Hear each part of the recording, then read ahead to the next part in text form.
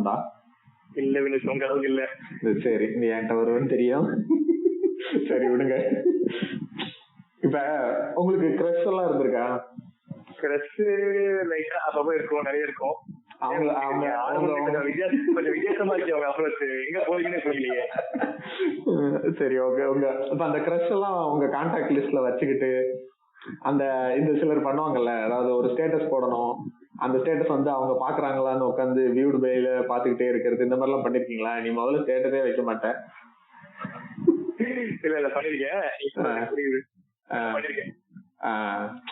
இப்ப என்னைக்காவது இப்ப வந்து நீங்க ஒரு ஒரு இமேஜினரி சிச்சுவேஷன் கூட வச்சுக்கிருவோமே, நீ வந்து ஒரு உன்னோட கிரஷ் நினைச்சு வந்து சூப்பரா அப்படியே பயங்கரமா ஒரு கவிதை எழுதுறீங்க, எழுதிட்டு வந்து அதை ஸ்டேட்டஸ்ல வச்சுட்டு, வழக்கமா அந்த கிரஷ் வந்து உங்களை வந்து சும்மா நாய் மாதிரி கூட மதிக்க மாட்டாங்கன்னு வச்சுக்கோமே, எவ்வளவுக்கு இருக்கேன்னு தெரியுறேன் அப்படிங்கிற மாதிரி ஒரு மைண்ட் செட்ல இருக்காங்கன்னு வச்சுக்கிறோம்.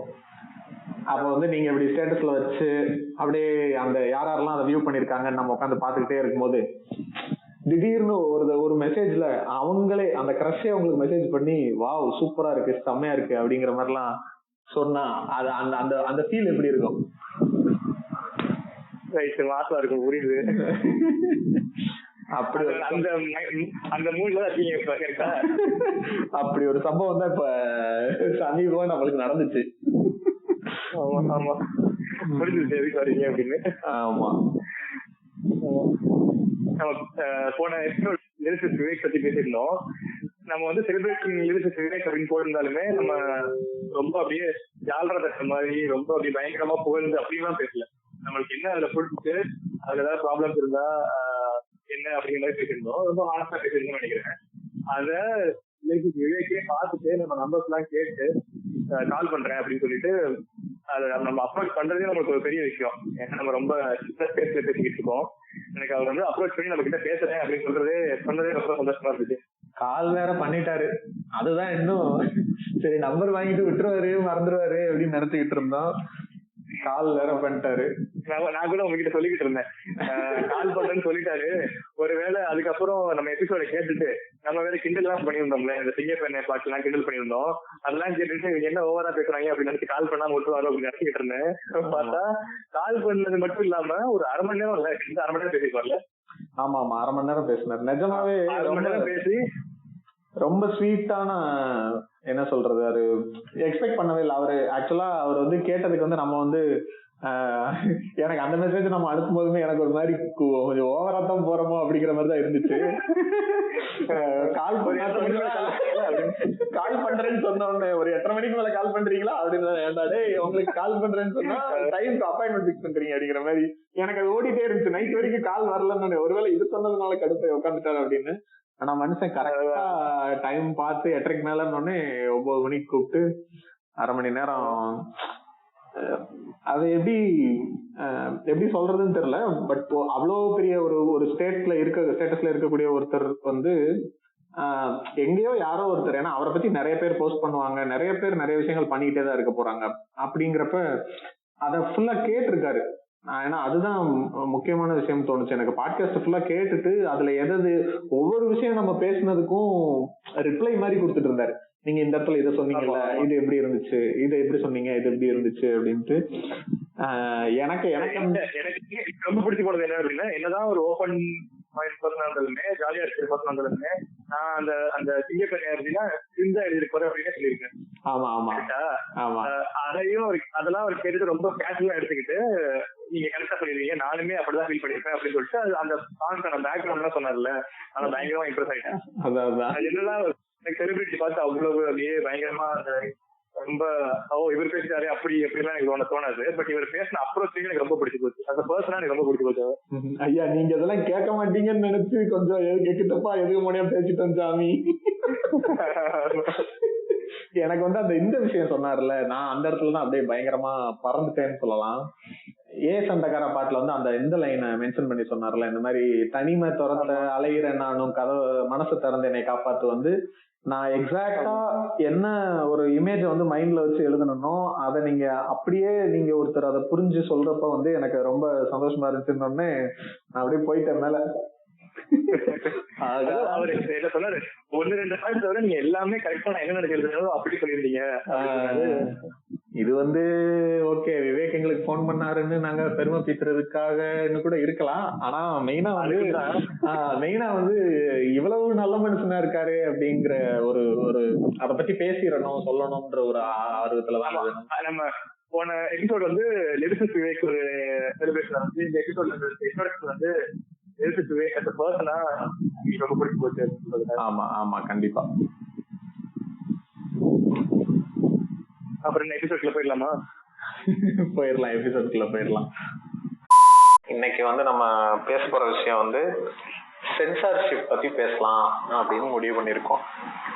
இந்த சென்சார்ஷிப் பத்தி பேசலாம்ன்ற முடிவு எனக்கு வந்ததுக்கான இந்த தாட் வந்ததுக்கே ஒரு ஒரு அருமையான விஷயம் நடந்துச்சு. நான் வீட்டுல உட்காந்து இந்த சன் மியூசிக்ல பாட்டு கேட்டுக்கிட்டே இருந்தேன்னா, அது என்ன படம், ஷாஜகான் படத்துல சரக்கு வச்சிருக்கேன்னு ஒரு பாட்டு வரும்ல, அந்த பாட்டு ஓடிட்டு இருந்துச்சு. அதுல நடுவில் ஒரு லைன் வரும், சேவல தான் கற்பழிக்கும் ஜல்சா கோலி அப்படின்னு வரும். என்னடா போயட்ரி பாட்காஸ்ட் மாதிரியே ஆரம்பிக்கிறீங்கன்னு நினைக்க போறாங்க. பாடுறான்டா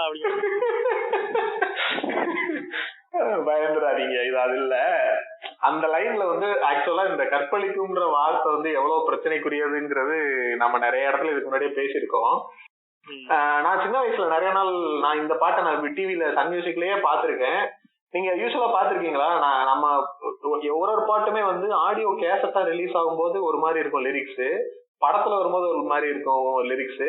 அது இல்லாம சில பாட்டுகள் டிவில இன்னும் எக்ஸ்ட்ரா 2-3 இடத்துல மியூட் ஆகும் தியேட்டர்ல இருந்ததை விட. அந்த மாதிரிலாம் இருக்கும். இந்த படத்துல வருத்தப்படாத வாலிப சங்கமா ரஜினி முருகன் அதுல இந்த கிங்ஃபிஷர் பியர் அப்படின்னு சொல்லிருப்பாங்க. ஆமா ஆமா ஆமா, கூலிங் பியர் மாதிரி இருக்கும். ஆமா, அது மாதிரி எக்கச்சக்க பாட்டு இருக்கு அந்த மாதிரி. எனக்கு என்னன்னா இந்த பாட்டு பர்டிகுலர் பாட்டு நான் சின்ன வயசுல நிறைய நாள் கேட்டிருக்கேன். எனக்கு ஏன் நல்லா ஞாபகம் இருக்குன்னா, இந்த பாட்டுல இந்த இடம் மியூட்டா தான் இருக்கும். கண்ணி இல்லப்பா எல்லாத்துக்கும் அது சொன்னதுக்கு அந்த இடம் மியூட்டா இருக்கும். இந்த இடத்துல என்ன சொல்றாங்க நான் சின்ன வயசுல எல்லாம் நிறைய யோசிச்சுட்டே இருந்திருக்கேன். அதனால எனக்கு இப்போ உட்காந்து கேட்கும் போது என்ன அதுக்கு நடுவுல எனக்கு அந்த பாட்டை நான் கேட்டிருக்கேன், இது இந்த வார்த்தை தான்றது நடுவுல தெரியும்.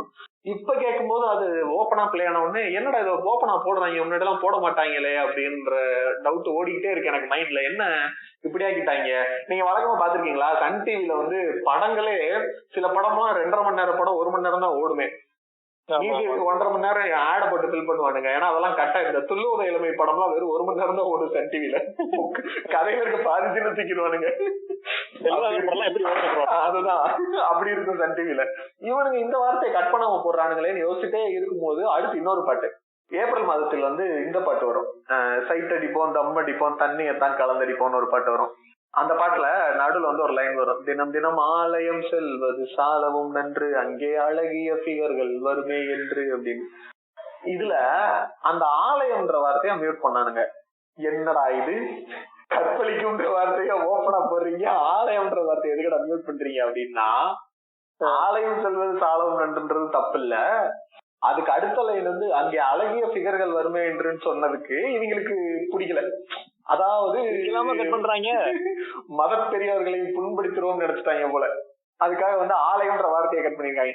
நான் எனக்கு அப்ப கூட என்ன தோணுச்சுன்னா, அப்படியே நீ அது உனக்கு புண்படுத்தும்ன்றது தோணி இருந்தா கூட நீ ஃபிகர்ன்ற வார்த்தையை மியூட் பண்ணிருந்தா கூட நான் உன்னை மன்னிச்சிருப்பேன்.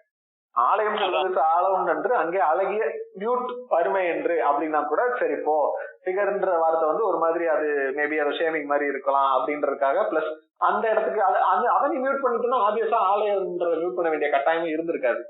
இவனுங்க கற்பழிக்கும்ன்ற வார்த்தையை ஓப்பனா போட்டுட்டு ஆலயம்ன்ற வார்த்தையை மியூட் பண்றீங்களே, வேர் ஆர் யூ கோயிங் டா ஃபெல்லோஸ் அப்படிங்கிற மாதிரி தோணுச்சு. இதெல்லாம் ஷாக்கா இருக்குது. இந்த மாதிரி நிறைய பாட்டு இருக்குமே, கோயிலுக்குள்ள காதல சொல்லி தெரிஞ்சுக்காது தெரிஞ்சுக்கணும், அந்த மாதிரிலாம் பாடுவாங்க. அதெல்லாம் கட் பண்ண மாட்டாங்களே யூஸ்வலா. இப்ப ரீசெண்டா தானே இந்த பிரச்சனை எல்லாம் வருது. அதுதானே இப்போ இந்த கோயில்ன்ற வார்த்தைய விஷயங்கள் எல்லாமே இப்பதான் இந்த ஒரு 5-6 வருஷமா தானே பிரச்சனைக்குரியதா மாறிக்கிட்டே இருக்கு எல்லா இடத்துலயும். அது கரெக்ட் தான். கோயிலே இந்து கோயில் தான் அப்படின்னு ஆரம்பிச்சு கோயில இருக்கா பொது சொல்றா எல்லாத்துக்கும் பொருந்துண்டா அப்படின்னு, மாஸ்கும் கோயில் தான் சர்ச்சும் கோயில் தான் அப்படின்னா ஒத்துக்க மாட்டேங்கிறாங்க. சரி விடுங்க, அதுக்குள்ள போக வேணாம். கொஞ்ச நாளைக்கு முன்னாடி ஒரு பிரச்சனை பண்ணானுங்கல்ல, ஏதோ ஒரு ஹிந்தி நெட்ஃபிளிக்ஸ் சீரீஸ்ல கோயிலுக்குள்ள ஒரு கிசிங் சீன் வந்துச்சுன்னு சொல்லி அதை பேன் பண்ணணும்னு பேசிட்டு தெரிஞ்சானுங்க. அதான் சரி. சரி. சோ அதான் இது இந்த இடத்துலதான் கன நேரத்தில் உதயமானது இந்த சிந்தனை என் மண்டையில, இந்த டாபிக் ஏன் நம்ம பேசக்கூடாது அப்படின்னு. சரி, அதனால சோ இத பத்தி பேசலாம் அப்படின்னு டிசைட் பண்ணிட்டோம். இதுல வந்து பேசிக்கா நம்ம இந்தியால வந்து அது எப்படி இருக்கு அப்படிங்கிற மாதிரி ஒரு சின்ன ஜிஸ்ட் மட்டும் சொல்லிடுறேன். ஏன்னா இது கான்டெக்ஸ்டுக்காக நான் சொல்றேன், மற்றபடி டேட்டாவா வேணும்ன்றவங்க நீங்க கூகுள் அடிச்சனாலே தெரியும். அதனால ஃபேக்சுவலா ஏதாவது தப்பு இருந்தா வராதிங்க. சோ நம்ம இதுல வந்து டெலிவிஷனுக்கும் தனியா சென்சார்ஷிப் இருக்கு, மூவிஸ் தியேட்டர்கள் ரிலீஸ்க்கு தனியா சென்சார்ஷிப் இருக்கு. ரெண்டுமே தனித்தனி ஆக்ட் மூலமா தான் அந்த ஒரு பாடி செட்டப் பண்ணிருக்காங்க. சோ அதுல நம்மளுக்கு காமனா தெரிஞ்சது இந்த சிபிஎஃப்சி தான். எல்லா படத்துக்கு முன்னாடியும் ஒரு சர்டிபிகேட் போடுவாங்க. சின்ன வயசுல எல்லாம் எதுக்கு இந்த பேப்பரை காட்டுறானுங்க, எதுக்கு அப்படிங்கிற மாதிரி இருக்கும் படம் இருக்கிறப்ப. சோ அது வந்து என்ன அப்படின்னா, ஒரு இந்தியால ஒரு படம் தியேட்டர்ல ரிலீஸ் ஆகணும் அப்படின்னா அது வந்து அந்த central board of film certification அவங்கள்ட்ட வந்து சர்டிபிகேஷன் வாங்கிட்டு தான் அந்த படம் ரிலீஸ் ஆக முடியும். அந்த சர்டிபிகேட்ல எதுக்கு அப்படின்னா அந்த மூவியை வந்து அவங்க கேட்டகரைஸ் பண்ணுவாங்க. இது வந்து இதனுடைய எலிஜிபிள் ஆடியன்ஸ் யாரு அப்படிங்கறதுல. சோ இதுல வந்து ஒரு 4 டைப் இருக்கு. ஃபர்ஸ்ட் ஒன் வந்து பாத்தீங்கன்னா யூ அப்படின்னு இருக்கும். இதுதான் நம்ம மெஜாரிட்டியா நம்ம பார்த்திருப்போம். இந்த யூ அப்படிங்கறது என்ன அப்படின்னா, அந்த படத்துல இருக்கிற கண்டென்ட் வந்து எல்லா வயசு மக்களாலையுமே பாக்குறதுக்கு எலிஜிபிளான கண்டென்ட். அதுல எந்த ஒரு அஃபென்சிவான விஷயமோ இல்ல இரலவென்டான அல்லது தப்பான விஷயங்கள், பார்க்க கூடாத விஷயங்கள்ன்ற மாதிரி எதுவுமே இல்ல அப்படிங்கிற மாதிரி இருக்கிறதுக்கு தான் யூ சர்டிபிகேட் கொடுத்திருப்பாங்க. அது யார் வேணா பார்க்கலாம் அந்த படத்தை. அது it is unrestricted for all. அதாவது நம்ம சுந்தர்சி படம், ராகவா படம்லாம் யூ சர்டிபிகேட். அது வந்து யூ சர்டிபிகேட் கொடுக்குறானுங்க. சுந்தர்சி படத்துக்கு ராகவா லாரன்ஸ் படத்துக்கு ஏன் கொடுக்க கூடாதுன்றதுக்கு நம்ம பின்னாடி வருவோம். அடுத்த 2வது டைப் வந்து யூஏ. இந்த யூஏங்கிறது என்ன அப்படின்னா, இதுல சில அப்சீன் கண்டென்ட் இருக்கலாம். அது வந்து யூசேஜ் ஆஃப் இந்த வசை சொற்கள் பயன்பாடு இருக்கலாம், இல்ல ரத்தம் வன்முறை அதிகமா இருக்கிற மாதிரியானதா இருக்கலாம், நியூடிட்டி நிர்வாணமான சீன்கள் இருக்கலாம். இந்த மாதிரி சில விஷயங்கள் இருக்கலாம்.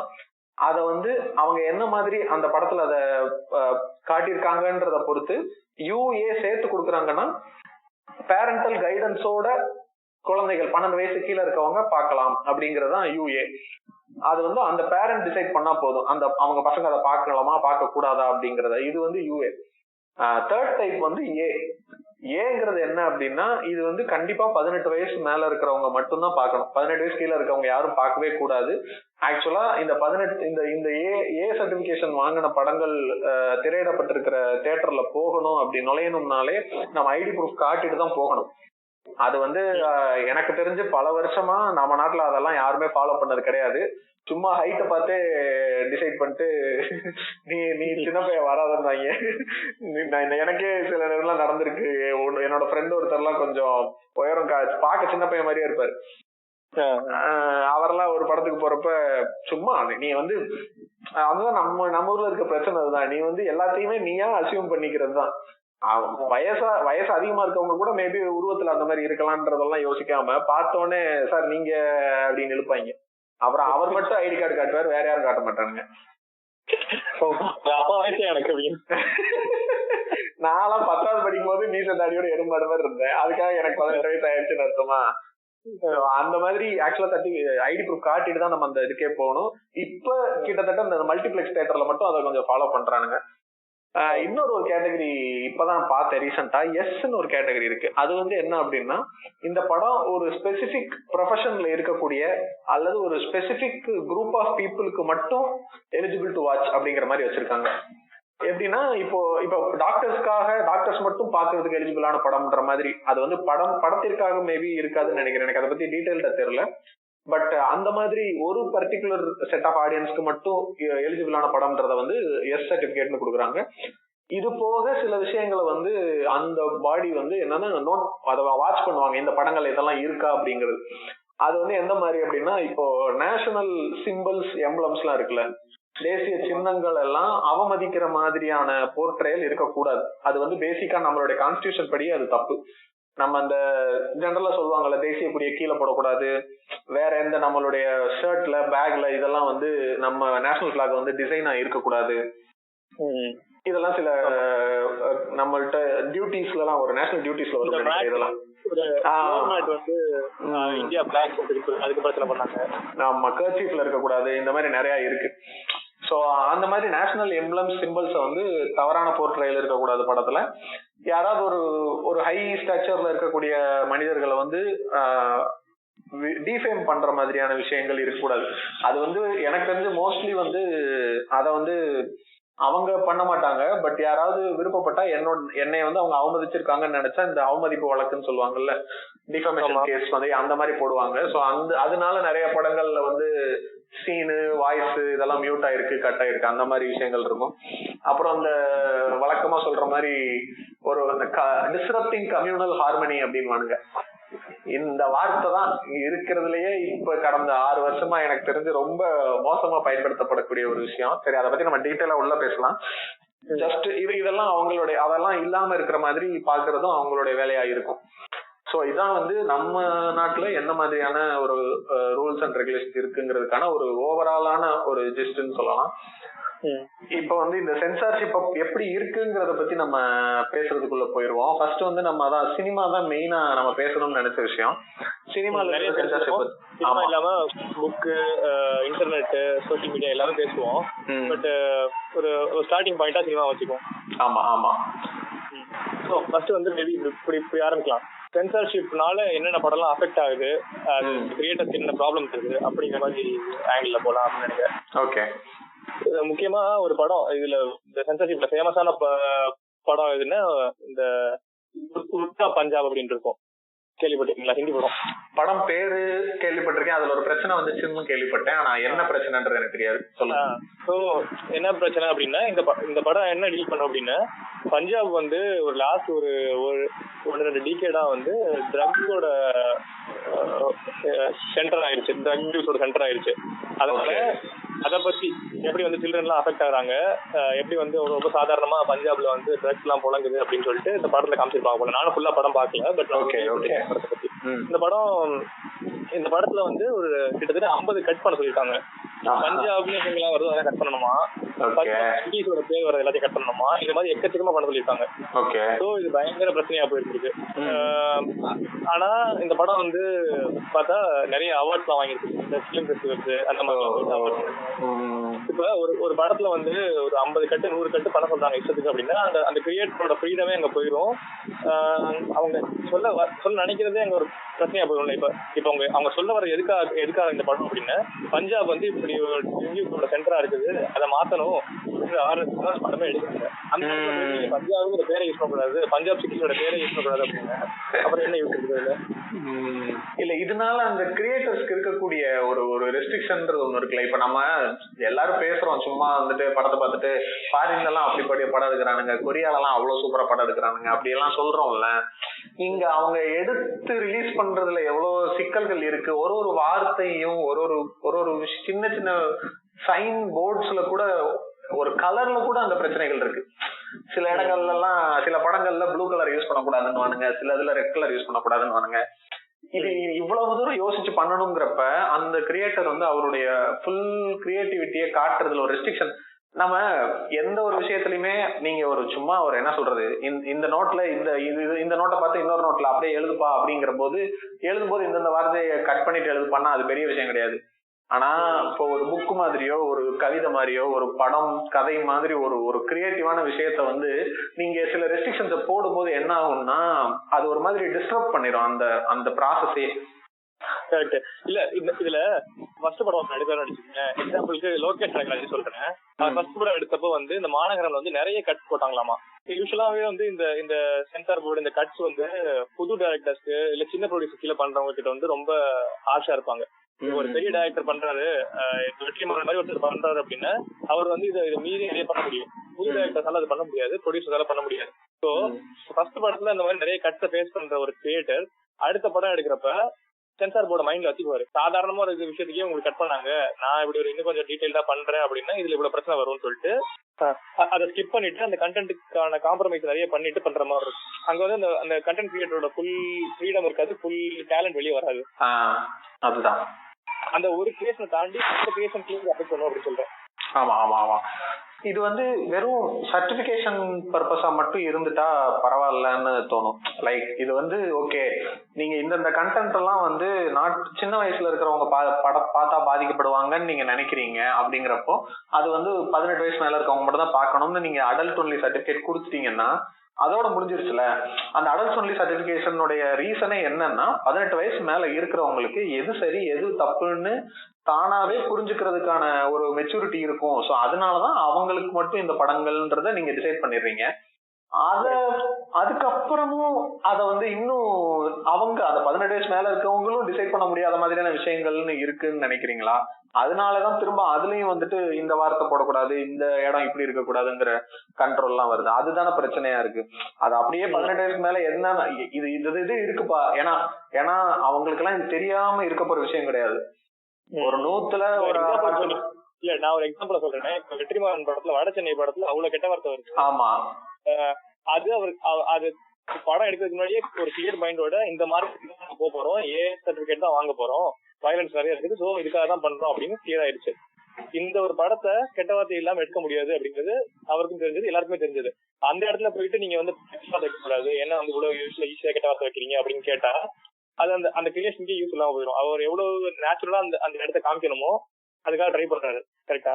அதுதான் இந்த கட்டத்தை பீ பண்ணுங்க அப்படின்னு சொன்னா அது யூஸே இல்லாம போயிடும். அந்த படத்துல கம்பைலேஷன் போட்டிருப்பாங்க, கெட்ட வார்த்தை கம்பைலேஷன் போட்டிருப்பாங்க. வரும் எடுப்பீங்க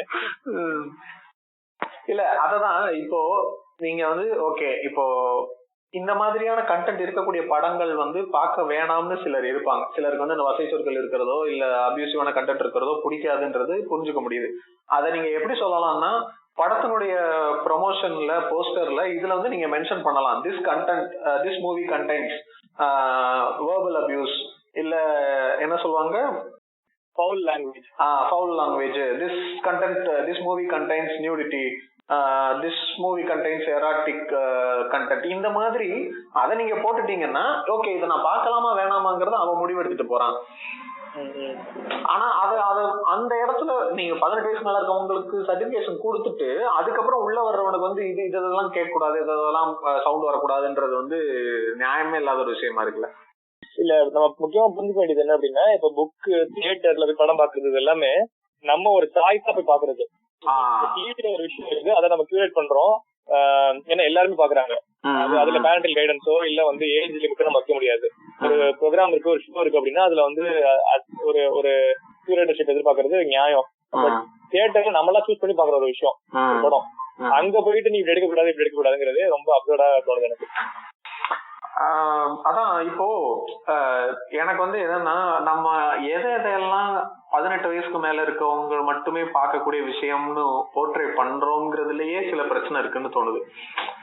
அதாவது இப்ப சொல்றாங்கல்ல, இப்போ இன்டிமேட்டான சீன்ஸ் இல்ல கிஸ்ஸிங் சீன்ஸ் எல்லாம் வந்து குழந்தைகளை பாதிக்கும், அதெல்லாம் வந்து குழந்தைங்க பார்க்க கூடாது அப்படின்னு சொல்றாங்க. சரி ஓகே, புரிஞ்சுக்க முடியுது. இப்போ சிகரெட் பிடிக்கிற சீன்ஸோ இல்ல ஆல்கஹால் கன்சியூம் பண்ற மாதிரியான சீன்ஸோ வந்து யூ சர்டிபிகேஷன் படத்துலயுமே இருக்கு. அதுல வந்து நீங்க சின்னதா கண்ணுக்கு தெரியாம புகைப்பிடித்தல், மது அருந்தல், உடல்நலத்திற்கு கேடுன்னு மட்டும் போட்டுட்டு யூ சர்டிபிகேட் கொடுத்து ரிலீஸ் பண்றீங்களே, அதெல்லாம் வந்து குழந்தைங்க மனசை பாதிக்காதுன்றதுதான் அப்ப அவங்களுடைய ஸ்டாண்டா. எனக்கு அதுல வந்து இந்த மாதிரி நிறைய விஷயங்கள் இருக்கு. இவரு ராம் இருக்காருல்ல, டைரக்டர் ராம் வந்து தரமணி படம் ஃபுல்லா வச்சு செஞ்சிருப்பாரு சென்சார் போட. பாத்துருக்கீங்களா?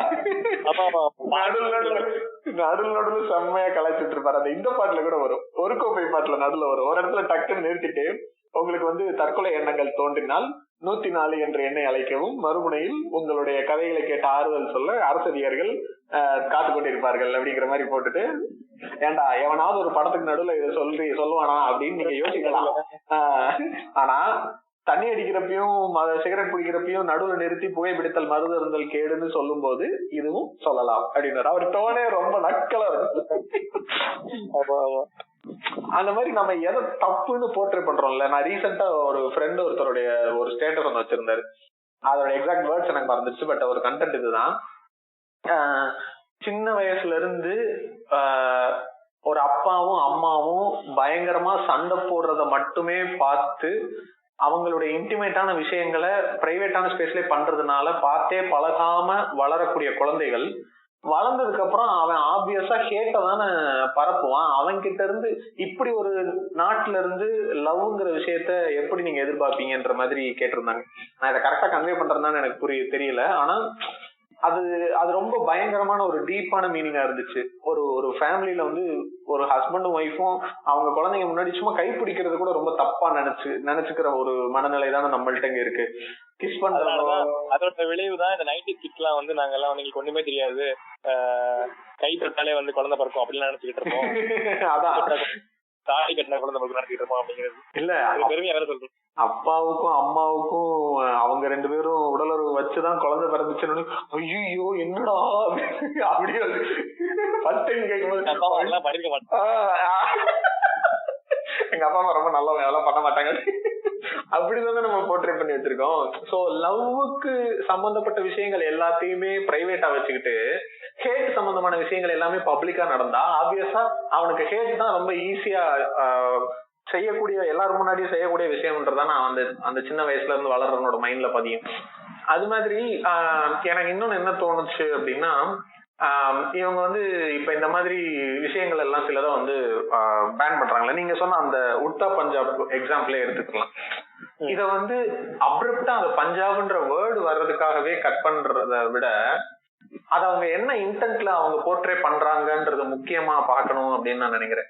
எப்படின்னா இப்போ ஒரு எக்ஸாம்பிளுக்கு பாத்தீங்கன்னா அந்த ரோஜா படத்துல வந்து ஒரு சீன் வரும். அவரை வந்து தீவிரவாதிகள் கடத்தி வச்சிருக்கும் போது வந்து அந்த தீவிரவாதி வந்து அதுல ஏகப்பட்ட பிரச்சனைக்குரிய விஷயம் இருக்குன்றது 2வது பட்சம். அத இன்னொரு இடத்துல பேசலாம். ஆனா அந்த தேசிய கொடியை வந்து அவங்க தீ வச்சு கொளுத்துற மாதிரி ஒரு சீன் வரும். ஆக்சுவலி பார்த்தா இந்த சென்சார்ஷிப் ரூல்ஸ்ல வந்து அது காட்டவே கூடாது, அது ரொம்ப தப்பு. இந்தியன் பிளாக் வந்து நீங்க தரையில போட்டு மிதிக்கிற மாதிரி காமிச்சாலே அது ஸ்கிரீன் ஆகக்கூடாது. ஆனா அந்த படத்துல வந்து கையில பிடிச்சி லைட்டர் வச்சு கொளுத்துவாங்க. ஆனா அந்த சீன் இப்ப வரைக்குமே எந்த இடத்துலயுமே சென்சார் கட் ஆயிருக்காது. ஏன் அப்படின்னா அந்த கொளுத்த ஆரம்பிச்ச கொஞ்ச நேரத்திலேயே ஹீரோ வந்து ஓடி வந்து அவனை அடிச்சுட்டு அந்த பிளாக் மேல படுத்து உருண்டு அந்த தீயை அணைக்கிறதுக்காக லைக் அது ரொம்ப பயங்கரமான ஒரு பேட்ரியாட்டிக் சீனா இருக்கும். சோ இப்ப காமெடியா இருக்கு நம்மளுக்கு. சின்ன பிள்ளைல பார்த்தோன்னே அந்த மியூசிக்கு அதுக்கு அப்படியே உள்ள அப்படியே பயங்கரமா இதாகும் அப்படின்னு அந்த பாம்பே மியூசிக், பாம்பே பாருங்க ரோஜா சாரி. சோ அந்த மாதிரி இப்ப அந்த சீன் ஏன் அது கட் ஆகல அப்படின்னா அந்த இடத்துல அவங்க அந்த இன்டென்ட் கரெக்டா இருக்குன்றதுதானே அவங்க யோசிச்சிருக்காங்க. ஏன்னா ஒரு நேஷனல் பிளாக் அவன் கொளுத்துறான்னாலும் அதை நம்ம உயிரை கொடுத்து கூட காப்பாற்றணும் அப்படிங்கிற மாதிரி அந்த இடத்துல அவங்க காட்டியிருக்காங்க. அது இவங்களுக்கு வந்து பிரச்சனைக்குரியதா இல்லைங்கிறதுனால அதை அவங்க வந்து பேன் பண்ணல. இப்போ நீங்க சொன்ன உத்தா பஞ்சாப்லயும் அதுதானே நோக்கம். என்ன உங்களுக்கு வந்து அந்த சீன்லயே உங்களுக்கான சொல்யூஷன் வந்துருச்சு. உத்தா பஞ்சாப்ன்றப்ப வந்து அது ஒரு படமா நீங்க பார்த்தா மட்டும்தான் உங்களுக்கு அது வந்து முழுமையா அந்த என்ன இன்டென்ட்ல சொல்ல வந்திருக்காங்கன்றது புரியும். சோ அந்த மாதிரி இருக்கிற இடங்கள்ல வந்து இந்த மாதிரி அந்த சீன்லயே ஒரு சொல்யூஷன் இருந்துச்சுன்னா நிறைய நேரம் அதை ஓகே அது இன்டென்ட் ரைட்டா இருக்குன்னு நினைச்சுக்கிறாங்க. ஆனா ஒரு படமா பார்க்கும்போது இதையெல்லாம் சொன்னாதான் இந்த படத்தினுடைய அந்த தப்பான விஷயத்த தாண்டி வரணும், இல்ல அதை மாத்தணும்னு பேசணும்னா அந்த விஷயத்தை பத்தியே பேசாம எப்படி அதை சொல்ல முடியும்? இப்போ ஒருத்தர் வந்து சிகரெட் பிடிக்கிறதையோ இல்ல ட்ரிங்க்ஸ் எடுத்துக்கிறதையோ அந்த படத்துல வந்து நடுவுல குவிட் பண்ற மாதிரி ஒரு சீன் வருதுன்னா அதுக்கு முன்னாடி அந்த படத்துல அவன் சிகரெட் பிடிக்கிறதையும் ட்ரிங்க்ஸ் அடிக்கிறதையும் காட்டினாதானே அவன் குவிட் பண்றதை காட்ட முடியும். இல்ல இந்த சிகரெட் விஷயம் இன்னும் கொஞ்சம் இதை பத்தி பேச வேண்டியது நிறைய இருக்கு. நான் அதை பின்னாடி வரேன். ஓகே. இன்னொரு விஷயம் வந்து இன்னொரு படம் லிப்ஸ்டிக் ஒரு படம், lipstick under my burqa. Okay okay. இந்த படம் 2017 ரிலீஸ் ஆனிச்சு. ஓகே. இது வந்து ரொம்ப ப்ராப்ளம் இருந்துச்சு. சிபிஎஸ்சி இருக்காங்கல்ல, சென்ட்ரல் போர்ட் ஆஃப் சர்டிஃபிகேஷன், இவங்க வந்து நாங்க இதை வந்து சர்டிஃபை பண்ண மாட்டோம் அப்படின்ட்டு.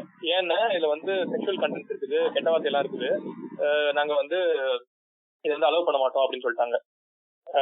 சோ இது நிறைய ப்ராப்ளம் ஆயிடுச்சு. அப்புறம் இன்னொரு சிபிஎஃப்சிக்கு இன்னொரு ஒரு பாடி இருக்குது, பிலிம் சர்டிபிகேஷன் அப்பேலட் ட்ரிபியூனல் அப்படின்னு, FCAT. இவங்க வந்து மேல்முறையீடு பண்ணி இதுல ஓகே வாங்கி ஏ சர்டிபிகேட் வாங்கி அப்புறம் வந்து ரிலீஸ் பண்ணாங்க. ஓகேவா? இதுல என்ன விஷயம் அப்படின்னா இந்த படம் வந்து கிட்டத்தட்ட எல்லா பிலிம் ஃபெஸ்டிவல்லையும் போய் அவார்டு வாங்கியிருக்குது. 35 அவார்டு வாங்கியிருக்குது. கோல்டன் குளோப் அவார்டு கேள்விப்பட்டிருக்கீங்க? கோல்டன் குளோப் அவார்டுக்கு இந்தியால இருந்து ஒரு எலிஜிபிள் என்ட்ரியா இருந்தது. அப்படின்னா இந்த பிலிமோட குவாலிட்டி பாருங்க. இப்படிப்பட்ட ஒரு குவாலிட்டியான ஒரு பிலிம் எந்த ஒரு பேசிஸ்ல வந்து இந்த central board of film certification deny பண்றாங்க, ரிஜெக்ட் பண்றாங்கிறது இருக்குல்ல. ஸோ அங்க இருக்கிறவங்க எல்லாம் என்ன கேப்பபிலிட்டி இருக்கு ஒரு ஃபிலிமை சர்டிஃபை பண்றதுக்கு அப்படிங்கிற ஒரு கேள்வி அடுத்து வரும். அங்க இருக்கவங்க எல்லாம் இந்த ஆர்ட் சம்பந்தமா இருக்காங்களா? அந்த போர்டு வந்து யூஸ்வலி வந்து ஒரு சேர் பர்சன் பிளஸ் ஒரு 23 மெம்பர்ஸ் இருக்கும் போல. ஓகே, இவங்க எல்லாம் என்ன ஐடியாலஜில இருக்காங்க அப்படின்னு தெரியல. அதுதான் ஃபார் எக்ஸாம்பிள் சொல்றேன், ஒரு எல்லாமே ஒரு 50-60 வயசுல இருக்காங்கன்னு வச்சுக்கோங்களேன். அவங்க வந்து ஒரு ஐடியாலஜில இருப்பாங்க. படம் promoting or creating awareness about creating awareness that ஒரு homosexual relationship is not bad அப்படிங்கிற மாதிரி ஒரு சொல்றாங்கன்னு வச்சுக்கோங்களேன். இதை ஏத்துக்கிற மனநிலையில முக்கால்வாசி பேர் இருக்க மாட்டாங்க அந்த போர்டுல. ஸோ அவங்க அந்த அது வந்து ரிஜெக்ட் ஆயிடும். ஈக்குவல் ரெப்ரஸன்டேஷன் இருக்குல்ல, இந்த இப்ப வந்து அந்த போர்ட்ல வந்து ப்ராப்பரான தலித் ரெப்ரஸன்டேஷன் இருக்கா, இது எல்லாமே எஃபெக்ட் ஆகும். கரெக்டா? கரெக்ட். இல்ல நம்ம கண்ட்ரில அததான் இப்ப நான் சொல்ல வந்தது வந்து, நீங்க அந்த கெப்பாசிட்டிங்கிறத விட அவங்களோட ஐடியாலஜி தான் நிறைய இடத்துல ப்ராப்ளமா இருக்கு. ஏன்னா கெப்பாசிட்டி பார்க்காம கண்டிப்பா ஆள் போட மாட்டாங்கன்னு நான் நினைக்கிறேன். ஆனா அந்த ஐடியாலஜிக்கல் டிஃபரன்ஸ்னு ஒண்ணு இருக்குல்ல. இப்போ ஒரு பிராமணிக்கல் ஐடியாலஜில இருக்கிறவங்களா இருக்கலாம், இல்ல ஹோமோபோபிக்கா இருக்கலாம், இல்ல மிசோஜினிஸ்டா இருக்கலாம், பொண்ணுங்களே இப்படித்தான் புரிஞ்சு வச்சுடான்னு பாட்டை பார்த்தா குசியாகிற ஒரு ஆளா இருக்கலாம் பர்சனலா. சோ அப்படி இருக்கும்போது அவங்களுக்கு வந்து அதெல்லாம் தப்பானதா தெரிய போறது இல்ல. இந்த போர்டு வந்து சென்ட்ரல் கவர்மெண்ட் நாமினேட் பண்றது, அப்ப ரூலிங் பார்ட்டி யார் இருக்காங்களோ அவங்களுக்கு தேர்வுள்ளதானே இருக்கு கண்டிப்பா. ஆமா ஆமா, அந்த பிரச்சனை வேற இருக்கு. ஆமா ஆமா, இப்ப வந்து ஒரு ரைட் எக்ஸ்ட்ரீமிஸ்ட் பார்ட்டி இருக்கு அப்படின்னா ஆப்வியஸ்லி வந்து அவங்களுக்கு தேர்வுள்ளதான் வந்து செயல்படணும். அதான் இப்ப இந்த இவரு மோடியை பத்தி ஒரு படம் வந்துச்சு, மோடிங்கிறேன், மன்மோகன் சிங்கை பத்தி ஏதோ ஒரு படம் வந்துச்சு, சைலண்ட் பிரைம் மினிஸ்டரா என்னமோ ஒரு படம் வந்துச்சு, ஆக்சிடென்டல் பிரைம் மினிஸ்டர். இப்போ அந்த படம் வந்து காங்கிரஸ் ரூல் இருந்திருந்தா படம் வந்திருக்காது. ஏன்னா அது வந்து மன்மோகன் சிங் வந்து ஒரு டம்மியான ஆளா இருந்துட்டாரு அப்படிங்கிற மாதிரி காட்டப்பட்ட ஒரு படம். அதுல நம்ம இவர் நடிச்சிருப்பாரு, ஒரு ஹார்ட் கோர் சங்கி ஒருத்தர் இருக்காரு, அவர் பேர் என்ன மறந்துட்டேன். விவேக் ஓபராய். இல்ல இல்ல இல்ல இல்ல விவேக் ஓபராய் மோடியா நடிச்சவரு அனுபம் கேர். ஆமா, அனுபம் கேர் நடிச்சிருப்பாரு. அவர் ஒரு பயங்கரமான, அவரை பத்தி தெரியும், அவர் நடிச்சிருப்பாரு. சோ அப்ப நீங்க சொன்ன மாதிரி இப்போ இது பிஜேபி ரூலா இருக்க போய் அந்த படம் வந்து அது பாட்டுக்கு ஃப்ரீயா ரிலீஸ் ஆச்சு. அதே டைம்ல மோடியை பிரைஸ் பண்ற மாதிரியும் ஒரு படம் வந்துச்சு. இப்ப இதெல்லாம் எப்படின்னா அவங்க இந்த ரூல் இந்த லாவெல்லாம் வந்து அவங்களுடைய ஃபேவருக்கு எடுத்துக்கிற மாதிரி தானே இருக்கு. இது வந்து எல்லா இடத்துலயும் நடக்கிறது தான். இதை வந்து இது எப்படி யாருமே இதை எப்படி பண்ணாம இருக்க முடியும்ன்ற கேள்வி வரதான் செய்யும். ஏன்னா ஒரு லான்னு இருக்கும்போது அதை அபியூஸ் பண்றதுதான் இங்க நிறைய இடத்துல நம்மளுக்கு நார்மலா நடக்கிற விஷயம். அதை வந்து நம்ம எக்ஸ்பெக்ட் பண்ண முடியாதுன்றதை தாண்டி அதை எவ்வளவு தூரம் மினிமைஸ் பண்றதுக்கான ஸ்டெப்ஸ் நம்ம எடுத்திருக்கோம்ங்கிறது இருக்குல்ல. இன்னொரு பாயிண்ட் சொன்னோமா, செக்ஷுவல் சீன்ஸ் எல்லாம் காமிக்கிறத வந்து கட் பண்றாங்க அப்படின்னு தெரியல. நீங்க இந்த பாவக்கதைகள் படத்துல நீங்க கூட சொல்லியிருந்தீங்க, அதுல வந்து அந்த சைல்டு, அந்த மைனரோட அவங்களோட அந்த ரேப் சொல்லலாமா, செக்ஷுவல் அபியூஸ் வந்து ஃபேண்டசைஸ் பண்ற மாதிரி, ரொமான்டிசைஸ் பண்ற மாதிரி தான் காட்டிருப்பாங்க அப்படின்னு சொன்னீங்க. சோ இதுல எங்க வந்து இங்க இந்த டெக் வைப்பாங்க, அதாவது எங்க அந்த லிமிட் இருக்கு அப்படிங்கிறது தெரியும்.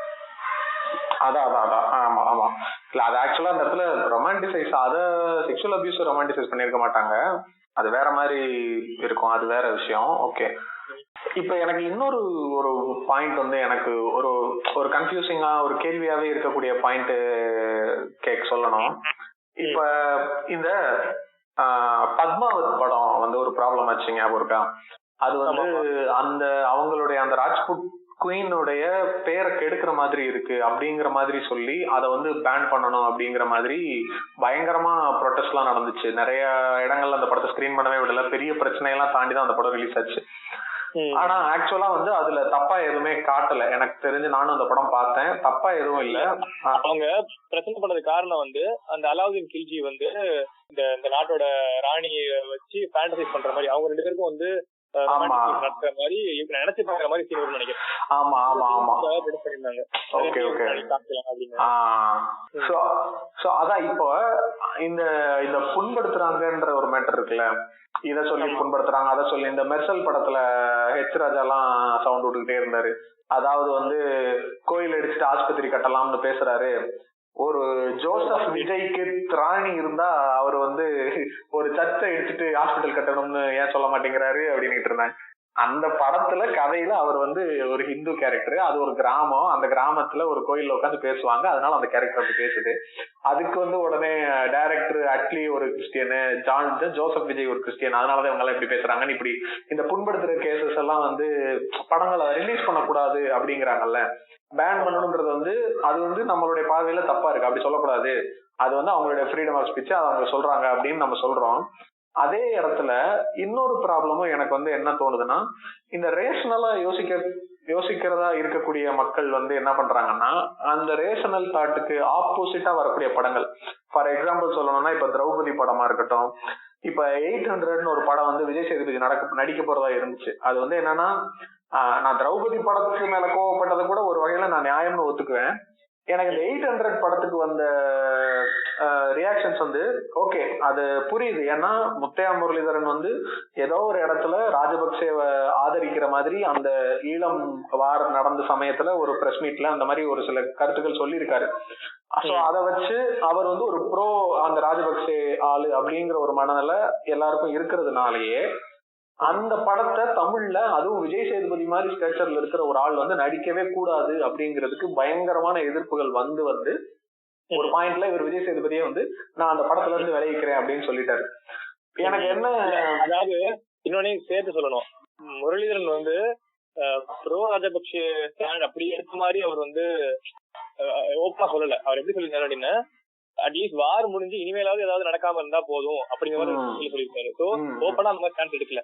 இதுல அப்படி இருந்தாலுமே இதுல இன்னொரு பிரச்சனை என்ன அப்படின்னா, அவர் அப்படி ஒரு ஸ்டாண்ட் எடுத்திருக்காரு அப்படின்னா இந்த படத்துல என்ன காமிக்கிறாங்க, நான் அந்த இடத்துக்கு தான் படத்துல 800 அப்படின்னு இவர் 800 விக்கெட்ஸ் எடுத்ததுக்காக இவர் கிரிக்கெட் லைஃப் எப்படி இருந்திருக்கு, என்ன அவரோட கிரிக்கெட் கரியரை பத்தி தான் பேச போறாங்க. ஆனா இவங்களுக்கு என்னன்னா, இப்போ ராஜபக்சேவை பத்தி ஒரு படம் எடுத்தா நீங்க கோவப்படுறதுல ஒரு நியாயம் இருக்குன்னு நான் ஓரளவுக்கு நான் ஒத்துக்கிறேன்.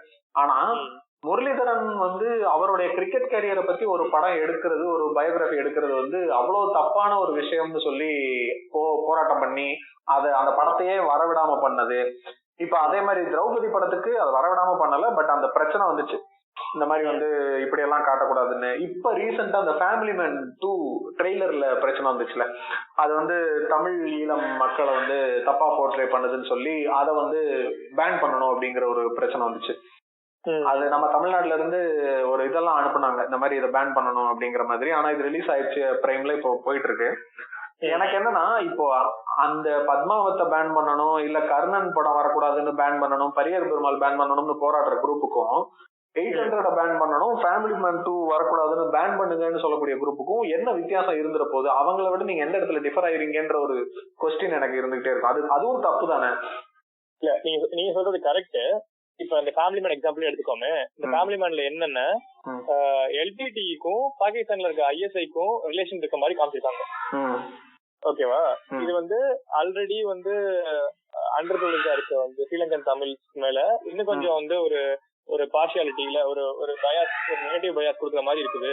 அதனால வந்து இது கரெக்ட் கிடையாது, ஏன்னா இது ஃபேக்ட் கிடையாதுல்ல, ட்ரூவே கிடையாது. அந்த ஸ்ரீலங்கன் தமிழ் வந்து சம்பந்தமே கிடையாது. அப்படி சம்பந்தமே இல்லாம உங்களோட விறுவிறுப்புக்காக இப்படி பண்றது தப்பு தானே? கரெக்ட். இது நான் இப்ப வந்து உங்களுக்கு ஒரு பொலிட்டிக்கல் பார்ட்டி இருக்குது, உங்களோட ஆப்போசிட் பொலிட்டிக்கல் பார்ட்டியை வந்து நீங்க வந்து கூப்பிட்டு இருக்கீங்க அப்படின்னு சும்மா ஒரு பேஸே இல்லாம வைக்கிறது எப்படி கரெக்டா இருக்க முடியும்? கரெக்ட். நான் இதை வந்து அக்செப்ட் பண்ணிக்கிறேன். எனக்கு எந்த இடத்துல இந்த கொஸ்டின் வருது, ஏன் வருது அப்படின்னா, இப்ப இந்த இடத்துல இதை நம்ம பேன் பண்ணணும் அப்படிங்கிற மாதிரி நம்ம பேசும்போது இதே பாயிண்ட் ஆக்சுவலி நீங்க சொல்றதுதான் நானும் ஒத்துக்கிறேன். I agree with this. ஏன்னா இந்த 800 விட்டுருங்க, அது வேற கேஸ்.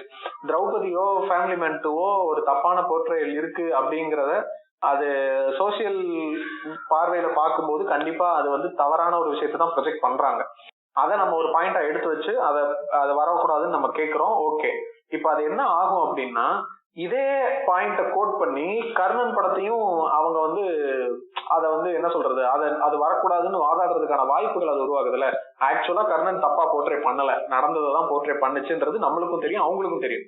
ஆனா அது மிஸ்யூஸ் ஆகுறதுக்கான வாய்ப்பு இருக்குன்றத நான் சொல்ல வரேன். ஏன்னா இப்ப நீங்க வந்து இந்த படத்துல இந்த ஒரு பர்டிகுலர் கம்யூனிட்டியை நீங்க தப்பா போர்ட்ரே பண்ணீங்கன்னு நம்ம ஒண்ணு சொல்லி பேன் பண்ணுங்கன்ற கேள்வி கேட்கும் போது, அதே மாதிரி அப்ப கர்ணன் படத்துல அந்த ஆதிக்க ஜாதியா காட்டுனவங்களை வந்து நீங்க எங்களை இந்த மாதிரி காட்டுறீங்க, அப்ப அது வரக்கூடாதுன்னு அத ஒரு காரணமா நீங்க வந்து எமோஷனலா என்ன சொல்றது ரேஷனலா யோசிச்சீங்கன்னா அவங்க பேசுறது தப்பா தான் இருக்கும்.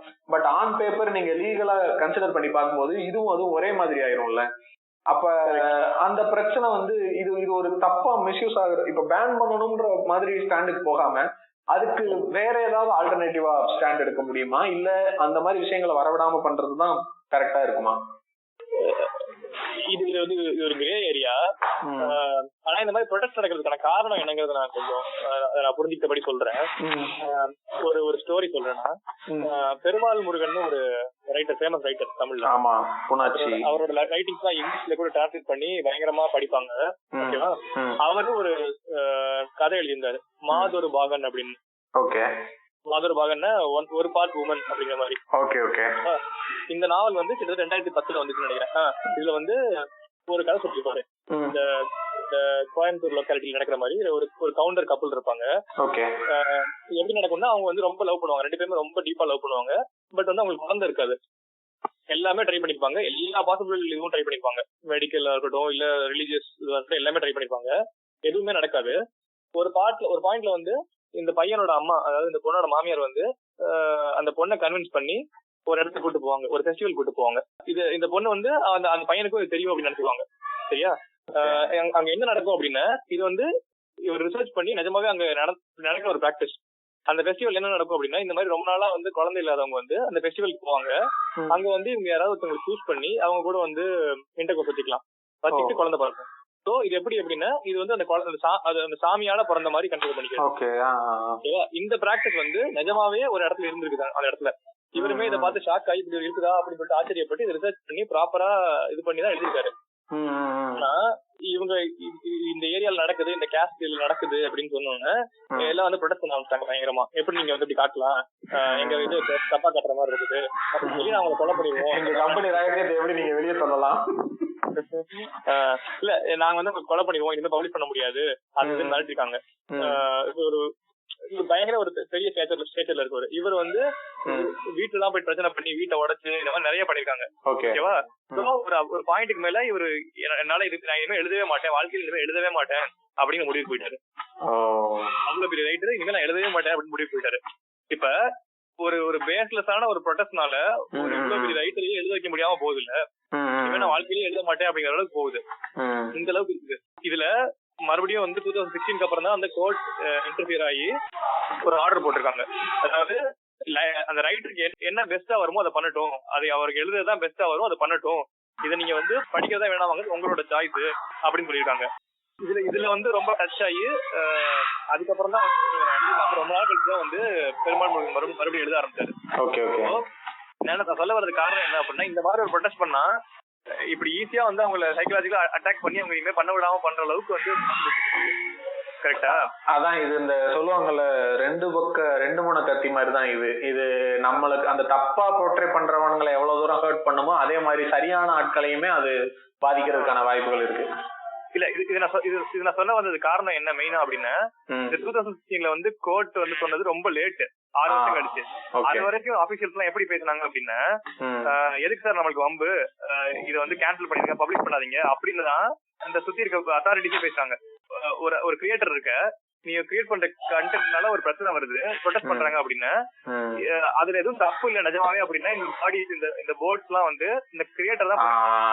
அப்படி இல்லாம அந்த ப்ரொடெஸ்ட் பண்றவங்களோட ரெக்வஸ்ட்ல வந்து பேஸ் இல்லைன்னா கூட இல்ல அவங்க இப்படி எல்லாம் பிரச்சனை பண்றாங்க, அது எதுக்கு நமக்கு வம்பு அப்படின்னு சொல்லி இதை வந்து கழிச்சு விட பாக்குறாங்கல்ல, அதுதான் பிரச்சனை.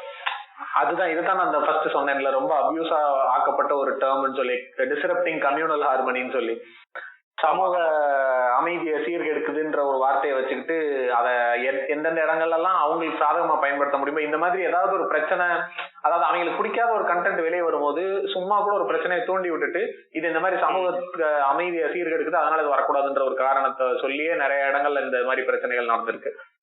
ஆமா, இல்ல இவரு இதுக்கப்புறம் ஒரு 2 வருஷம் கழிச்சு எழுத ஆரம்பிச்சான்னு சொன்னேன்ல, இவர் எவ்வளவு கஷ்டப்பட்டிருப்பாருன்னு பாருங்க. அதுக்கப்புறம் ஒரு புக் எழுதுவாரு, பூனாச்சி அப்படின்னு. அது வந்து ஒரு ஆட்டுக்குட்டி பத்தி. என்ன இது வந்து இந்த புக் எழுதுக்கு அந்த முன்னுரை இருக்கும்ல, அதுல என்ன சொல்லியிருப்பாரு அப்படின்னா, நான் வந்து இனிமே மனுஷங்களை பத்தி எழுத வேணான்னு இருக்கேன். அதுல நிறைய பிரச்சனை இருக்குது. நான் அனிமல்ஸ் பத்தி எழுத இருக்கேன். அனிமல்ஸ்லயுமே எல்லாத்த பத்தி எழுத முடியாது. ஒரு 5 ஸ்பீஷிஸ் யோசிச்சு பார்த்தேன். அதுல டாக்ஸும் கேட்ஸும் போயட்ரிக்கு ஒதுக்கி வச்சிருக்காங்க. பிக்ஸும் கவுஸும் அதுல நிறைய ப்ராப்ளம்ஸ் இருக்குது, எழுதக்கூடாது, ஒரு ரிலீஜியஸ் ப்ராப்ளம்ஸ் இருக்குது. அதனால நான் அதையும் எழுத மாட்டேன். நிறைய பிரச்சனை இருக்கிறது வந்து இந்த கோட்டும் ஷீப்பும் தான். அதனால வந்து இன்னும் சொல்லியிருப்பாரு, ஷீப் தான் வந்து இந்த ஹர்ட் மென்டாலிட்டின்னு சொல்லுவாங்க. பீப்புளோட ஹர்ட் மென்டாலிட்டிக்கு சூட்டபிளா இருக்கும். சோ அதை பத்தி எழுதுறேன் அப்படின்னு இருக்காரு. நல்லா கலாய்ச்சிட்டு இருக்காப்ல. இல்ல கலாய்க்கிறது இல்லைங்க, நான் என்ன சொல்றேன், அவருடைய ஆதங்கம் கரெக்ட். அதான் சொல்றேன். அதான் சரி. நீங்க இந்த முன்னாடி ஒரு பாயிண்ட் கூட நடுவுல சொன்னீங்க, அதையுமே டச் பண்ணணும்னு நினைச்சேன். இப்ப அந்த டிவியுடைய சென்சார்ஷிப் இருக்குல்ல, இங்க வந்து அதுக்கும் தனியா ஒரு போர்டு இருக்கு. நீங்க சொன்ன மாதிரி வந்து இப்ப மூவிஸோ இல்ல புக்ஸோ இதெல்லாம் வந்து இப்ப நான் இந்த கோட் சொன்ன மாதிரி அது நம்மளுடைய சாய்ஸ் தான். ஆனா டிவின்றது வந்து ஒரு ஒரு காமன் மீடியம்ன்ற மாதிரி ஆயிரும். அதை வந்து யார் வேணா அக்சஸ் பண்ணக்கூடிய, ஒரு வீட்டுல இருக்கக்கூடிய எல்லா வகையான ஏஜ் குரூப்ஸுமே அக்சஸ் பண்ணக்கூடிய ஒரு விஷயமா இருக்கும்போது இப்ப அதுல வந்து சென்சார்ஷிப்ன்றது அது ரொம்ப மஸ்ட்ன்ற மாதிரி தான் ஆயிரும். ஏன்னா இப்ப வந்து ஒரு ஒரு என்ன சொல்றது, அப்சீனான கண்டென்ட் ஏதோ ஒண்ணு இருக்கிறத வந்து எல்லாரும் பாக்குற மாதிரி இருக்கக்கூடிய நேரத்துல போட்டுற முடியாது. இப்ப மூவிஸ் ஆக்சுவலா வந்து எப்படி இருக்குன்னா, ரேட்டட் மூவிஸ் வந்து டிவில டெலிகாஸ்ட் ஆகக்கூடாதுங்கிறதும் ஒரு ரூல் இருக்கு போல. அந்த படங்கள் வந்து போட முடியாது. நீங்க யூஏ இருந்தா போடலாம், இல்ல யூ இருந்தா போடலாம். அந்த மாதிரி இருக்கிற படங்கள் மட்டும் தான் டிவில இது பண்ண முடியும். ஆனா இப்ப இதுல வந்து எந்தெந்த கண்டென்ட் எல்லாம் வந்து, அதான் எனக்கு அகைன் திரும்ப திரும்ப வர்றது வந்து நம்ம எதெல்லாம் அடல்ட்ரி கண்டென்ட்னு பிரிக்கிறோம்ங்கிறதுலயே நிறைய பிரச்சனை இருக்குன்னு நினைக்கிறேன். டிவில போடும்போதே வந்து இப்ப தமிழ் டிவி சீரியல்ஸ் எல்லாம் எடுத்து பாத்தீங்கன்னா என்ன சொல்றது, அதுல இல்லாத டாக்ஸிக்கான எலமெண்டே இல்லைன்னு சொல்லலாம். இப்ப இவங்க சொல்லக்கூடிய அந்த என்ன சொல்றது நியூடிட்டி அல்லது இப்ப இந்த வயலன்ஸ், பிளட் அந்த மாதிரி இல்லைன்னா கூட ஒரு ஃபேமிலி ரிலேஷன்ஷிப்குள்ள, அதாவது நீங்க இமேஜின் பண்ண முடியாத அளவுக்கு டாக்ஸிசிட்டியோட ஒரு குடும்பம் இருந்தா அது எப்படி எல்லாம் இருக்குங்கிறத வந்து ரொம்ப அழகா கேள்வி காட்டுவாங்க. ஆமா, இப்ப அந்த அளவுக்கு பண்ணும்போது இப்ப அதெல்லாம் குழந்தைகளோட மனசை பாதிக்காதான். இவங்க வந்து திரும்ப திரும்ப நம்ம ஏற்கனவே இந்த நியூடிட்டி எபிசோட்ல கூட பேசியிருந்தோம். எல்லாமே பிசிக்கல் விஷயத்துல மட்டும்தான் நம்ம வந்து எப்பயுமே அந்த கான்சென்ட்ரேஷன் வைக்கிறோமே தவிர, எமோஷனல் இன்டெலிஜென்ஸ்ல என்ன மாதிரியான ஒரு அஃபெக்ட் ஆகும், அது என்ன மாதிரியான ஒரு இம்பாக்ட் கிரியேட் பண்ணுங்கிறத பத்தி நம்மளுக்கு எந்த ஒரு இதுவுமே இல்லை. நான் ரீசெண்டா ஒரு பாட்காஸ்ட் சேனல்ல கூட கேட்டுக்கிட்டு இருந்தேன். அதுல வந்து அவங்க சொல்லியிருப்பாங்க, இந்த மாதிரி ஒரு பையன் வந்து அவன் பயங்கரமா மென்டல் டிப்ரெஷன் ஆகி வீட்டுல வந்து, அப்பா எனக்கு ரொம்ப சோகமா இருக்குப்பா, கஷ்டமா இருக்குப்பா அப்படின்னா, அதெல்லாம் ஒண்ணும் இல்ல, சாப்பிட்டு போய் தூங்க சரியா போகும் அப்படின்ட்டுருவானுங்க. இதே கையில ஏதாவது அடிபட்டு காலில் ஏதாவது அடிபட்டு இருந்தா ஐயோ அம்மா அப்பான்னு துடிப்பானுங்க. டேய், இதை விட அதுதாண்டா பெரிய பிரச்சனை, அதுக்கு தாண்டா நீங்க முதல்ல இம்பார்ட்டன்ஸ் கொடுக்கணும். நீ இவனுக்கு இப்படி சொல்லி கொடுத்தேன்னு வச்சுக்க, நாளைக்கு நீ வயசாகி படுக்கையில கிடக்கும் போது, ஐயா எனக்கு ஒரு மாதிரி மனசு கஷ்டமா இருக்கு, சும்மா மாத்திரை சாப்பிட்டு தூங்க சரியா போகும் அவனு சொல்லுவான். என்னடா சொல்லி கொடுக்குறீங்க அப்படின்னு. ஆமா, இல்ல இந்த சீரியல்ஸ்லயுமே இப்ப நாகினி அந்த மாதிரி சீரியல்ஸ் எல்லாம் இருக்குல்ல, அதெல்லாம் வந்து குழந்தைங்க பாக்குறதுக்கான ஏத்த மாதிரி சீரியலே கிடையாது. பாத்தீங்கன்னா நிறைய சூப்பர் ஸ்டிஷன்ஸ் வரும், விச் கிராஃப்ட் வரும், அதெல்லாம் பார்க்க கூடாது. ஆக்சுவலா வந்து ஏதோ கேஸ் எல்லாம் போட்டிருந்தாங்க நாகினி மேல, அதெல்லாம் வந்து காட்டக்கூடாது, பேன் பண்ணுங்க அப்படின்னு சொல்லி கேஸ் போட்டிருந்தாங்க. குழந்தைங்களுக்கு ரொம்ப டேஞ்சரஸா இருக்கு, சூப்பர் ஸ்டிஷன்ஸா இருக்கு அப்படின்னு. சக்திமான பாத்து எத்தனை எவ்வளவு பிரச்சனை நடந்துச்சு. ஆமா ஆமா ஆமா. இல்ல இப்போ டிவி சீரியல்ஸ்ல கூட நீங்க வந்து ஒரு வகையில அத வேற மாதிரி எடுத்துக்கலாம்னு வச்சுக்கோங்களேன். அது வந்து அதோட டார்கெட் ஆடியன்ஸ் வந்து வீட்டுல இருக்கக்கூடிய ஒரு மிடில் ஏஜ் மக்கள் தான் அதனுடைய டார்கெட் ஆடியன்ஸ் வச்சுக்கிட்டா கூட, அது வந்து டெலிகாஸ்ட் ஆகும்போது குழந்தைகள் பாக்குறதுக்கான வாய்ப்பு இருக்கு அப்படின்னு நம்ம சொல்லலாம். ஆனா கார்ட்டூன் இருக்குல்ல, அதோட டார்கெட் ஆடியன்ஸே குழந்தைங்க தான். ஆனா அந்த கார்ட்டூன்ல எவ்வளவு தப்பான விஷயங்கள்லாம் போர்ட்ரே ஆகுது. இப்ப ரீசெண்டா வந்து இந்த சோட்டா பீம் இருக்குல்ல, சோட்டா பீம்ல வந்து பாத்தீங்கன்னா ஐ திங்க் அந்த அந்த அந்த கேரக்டர் பேர் மறந்துட்டேன், ஏதோ காளியோ என்னமோ அந்த மாதிரிதான் வரும். காளி அந்த கேரக்டர் வந்து எப்படி இருப்பான்னா, குண்டா, கொஞ்சம் கருப்பா, கொஞ்சம் மொரட்டு ஆளா இருப்பான். இப்ப அவன் வந்து ஒரு என்ன சொல்றது, ஒரு காமெடியான ஆள் மாதிரி அந்த மாதிரிதான் போர்ட்ரே ஆயிருக்கும். அதே மாதிரி ஒரு 2 சின்ன கேரக்டர் 2 இருக்கும், சோட்டு மொட்டுவா, பேர்லாம் ராஜு ஏதோலாம் வரும். சோ இந்த இந்த இந்த நம்ம சொல்றோம்ல, இப்ப இந்த பாடி ஷேமிங்கோ இல்ல மிசோஜினியோ இது இது இந்த மாதிரி விஷயங்களை பத்தின அவேர்னஸ்ங்கிறதே ஜென்ரலாவே நம்ம சொசைட்டிலங்கிறது பெருசா இல்ல. சோ இந்த மாதிரி இப்ப இந்த மிசோஜினி அல்லது இந்த பாடி ஷேமிங் இந்த மாதிரி விஷயங்களை பத்தின அவேர்னஸ் வந்து ஜென்ரலா நம்ம சொசைட்டியாவே நம்ம இன்னும் அந்த ஸ்டேஜஸ்க்கு எல்லாம் போகலங்கிறப்போ அது கார்ட்டூன்ல இந்த மாதிரி விஷயங்களை போர்ட்ரே பண்றப்ப அது வந்து சப்கான்சியஸாவே அந்த குழந்தைகளோட மனசுல அது பதிஞ்சிரும்ல. சோ இந்த மாதிரி இருக்கிற பசங்க காமெடியானவங்க. இப்ப அதுல இன்னொன்னு கூட சொல்லியிருப்பாங்க, அந்த குயின் ராணியா ஒரு கேரக்டர் வரும். அந்த ராணி கேரக்டருக்கும் இந்த சோட்டா பீமோட ஜோடியா வர்ற கேரக்டருக்கும் நிறைய வித்தியாசம் இருக்கும். லைக் அந்த அந்த சோட்டா பீமுக்கு ஜோடியா வர்ற கேரக்டர் வந்து எப்படின்னா, அந்த அவங்களுடைய அந்த கேரக்டர் ஸ்கெட்ச் வந்து எப்படி இருக்கும்னா அப்படியே ஒரே உடம்பு வந்து ஒரே மாதிரியான ஒரு உடம்பா இருக்கும். இதே அந்த ராணின்னு பார்க்கும்போது இவங்க சொல்ற அந்த 0 சைஸ் மாதிரி ஒரு ஒரு ஸ்கெட்ச் இருக்கும், ரொம்ப அழகா காட்டுற மாதிரி அப்படி இருக்கும். சோ இது வந்து இது அந்த குழந்தைங்களுக்கு புரிய போறது இல்ல, அதாவது எக்ஸ்பிளிசிட்டா புரிய போறது இல்ல. ஆனா சப்கான்சியஸா நம்மளுக்கு அது பதிஞ்சிரும்ல. ஓகே, இந்த மாதிரி இருக்கிற பொண்ணு ராணி, இந்த மாதிரி இருக்கிற பொண்ணு ஒரு சாதாரண வீட்டு பொண்ணு, இந்த மாதிரி மனநிலைகள் உருவாகிறதுக்கு நிறைய காரணம் இருக்குல்ல. எங்க தபாங்கெல்லாம் வந்து கார்ட்டூன் எடுத்துக்கிட்டு இருக்கானுங்க. அப்படியா? ஆமாங்க, அநியாயம் பண்றானுங்க. இல்ல இவங்க science based science fiction based cartoons தான் இருக்காம இன்னும் வந்து அனுமான இவனுங்க ஃபுல்லாவே பால் கணேஷ், பால் கிருஷ்ணா, இவனுங்க ரிலீஜியஸ் விஷயத்தை தாங்க. இப்ப பால் ஜீசஸ் ஏன் எடுக்க மாட்டேங்கிறானுங்க? எடுத்தாலும் அதுல எவ்வளவு பிரச்சனை வரும்னு நினைச்சு பாருங்க. எல்லாம் குதிச்சுட்டு வருவானுங்க, இதை குழந்தைகளுக்கு சொல்லி கொடுக்கறதான்னு வருவானுங்க. ஆனா இவனுக்கு அது எடுக்கணுங்கிற அவசியம் கிடையாது, சயின்ஸுக்கும் இதுக்கும் சம்மந்தமே கிடையாது, குழந்தைங்க சொல்லி கொடுக்குற விஷயமா அது. இல்லங்க, நம்ம குழந்தைகள இருந்த டைம்ல கூட ரொம்ப நல்ல நல்ல கண்டென்ட்டா வந்த மாதிரி இருந்துச்சுங்க டிவி. அது சீரியலாவும் இருக்கட்டும் இல்ல கார்ட்டூனா இருக்கட்டும். இப்போ இந்த கேப்டன் பிளானட் இல்ல ஒரு ஜிஐ ஜோ இந்த மாதிரி எல்லாம் வந்து நம்ம பார்த்திருக்கோம். இப்ப இருக்கிற கார்ட்டூன் வந்து ரொம்ப சொல்லப்போனா கிரிஞ்சா தான் இருக்கு. இவங்க வந்து ரொம்ப லோக்கலைஸ் பண்ணிட்டாங்க. முன்னாடி வந்து கண்டென்ட் வந்து இன்டர்நேஷனலா இருக்கும், கார்ட்டூன் நெட்வொர்க்லாம் இருக்கப்ப இன்டர்நேஷனலா இருக்கும் கண்டென்ட். சோ எல்லாரும் பாக்குறத பார்ப்போம். இங்க வந்து நம்ம லாங்குவேஜ்லயே வந்து கிரியேட் பண்றேன்னு சொல்லிட்டு இவங்களா பண்றாங்க. கேட்கற சகிக்கல, நாராசமா இருக்கு. எனக்கு என்னன்னா, நம்ம லோக்கலா கிரியேட் பண்றதுல தப்பு இல்ல, ஆனா இந்த கிரியேட் பண்ணும்போது அதுல வர்ற பிரச்சனைகள் தான்.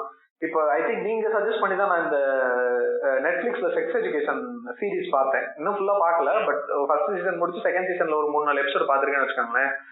எனக்கு ஒரு இடத்துல கூட இந்த பாடி ஷேமிங் ஆன, ஹோமோபோபிக்கான, மிசோஜினியான ஒரு கமெண்ட் கூட நான் பார்த்த மாதிரி எனக்கு ஞாபகமே இல்லை. ஆக்சுவலா அந்த சீரிஸோட மோட்டோவே அதுதான், அததான் சொல்லி கொடுக்குறாங்க.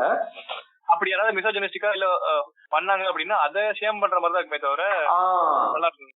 எனக்கு ரொம்ப ஒரு மாதிரி இவ்வளவு அழகா ஒரு சீரியல் இவ்வளவு அழகா ஒரு கண்டென்ட் ஒரு சீரிஸ் வந்து எடுத்து பண்ண முடியுமா அப்படிங்கிற மாதிரி எனக்கு ரொம்ப வியப்பா இருந்துச்சு.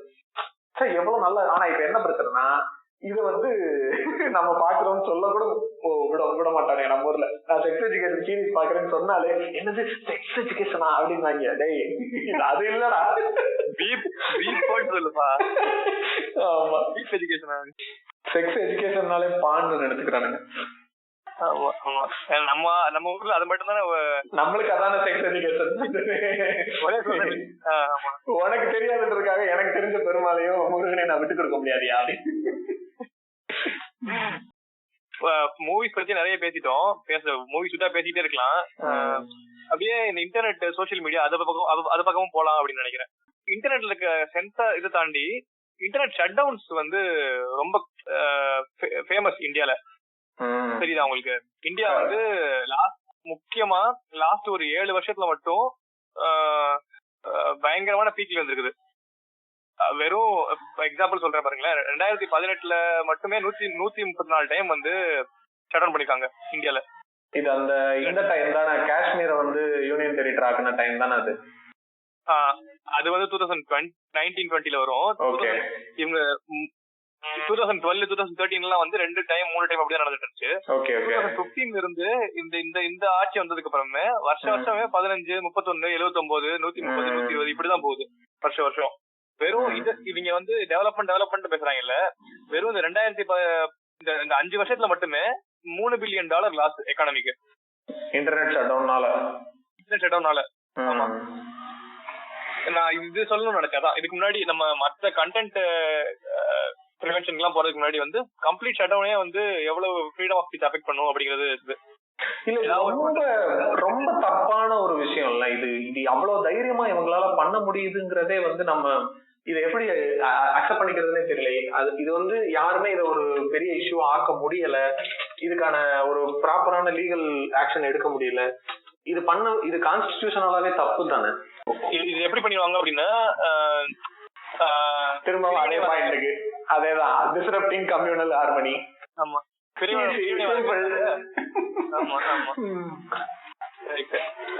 இப்ப நார்த் ஈஸ்ட்ல காஷ்மீர்ல இங்கெல்லாம் வந்து இங்கெல்லாம் வந்து இந்த டிசன்ட் வாய்ஸ் கேக்குதோ அங்கெல்லாம் வந்து இதை யூஸ் பண்ணி இதை மூடி விட்டுறாங்க அப்படியே.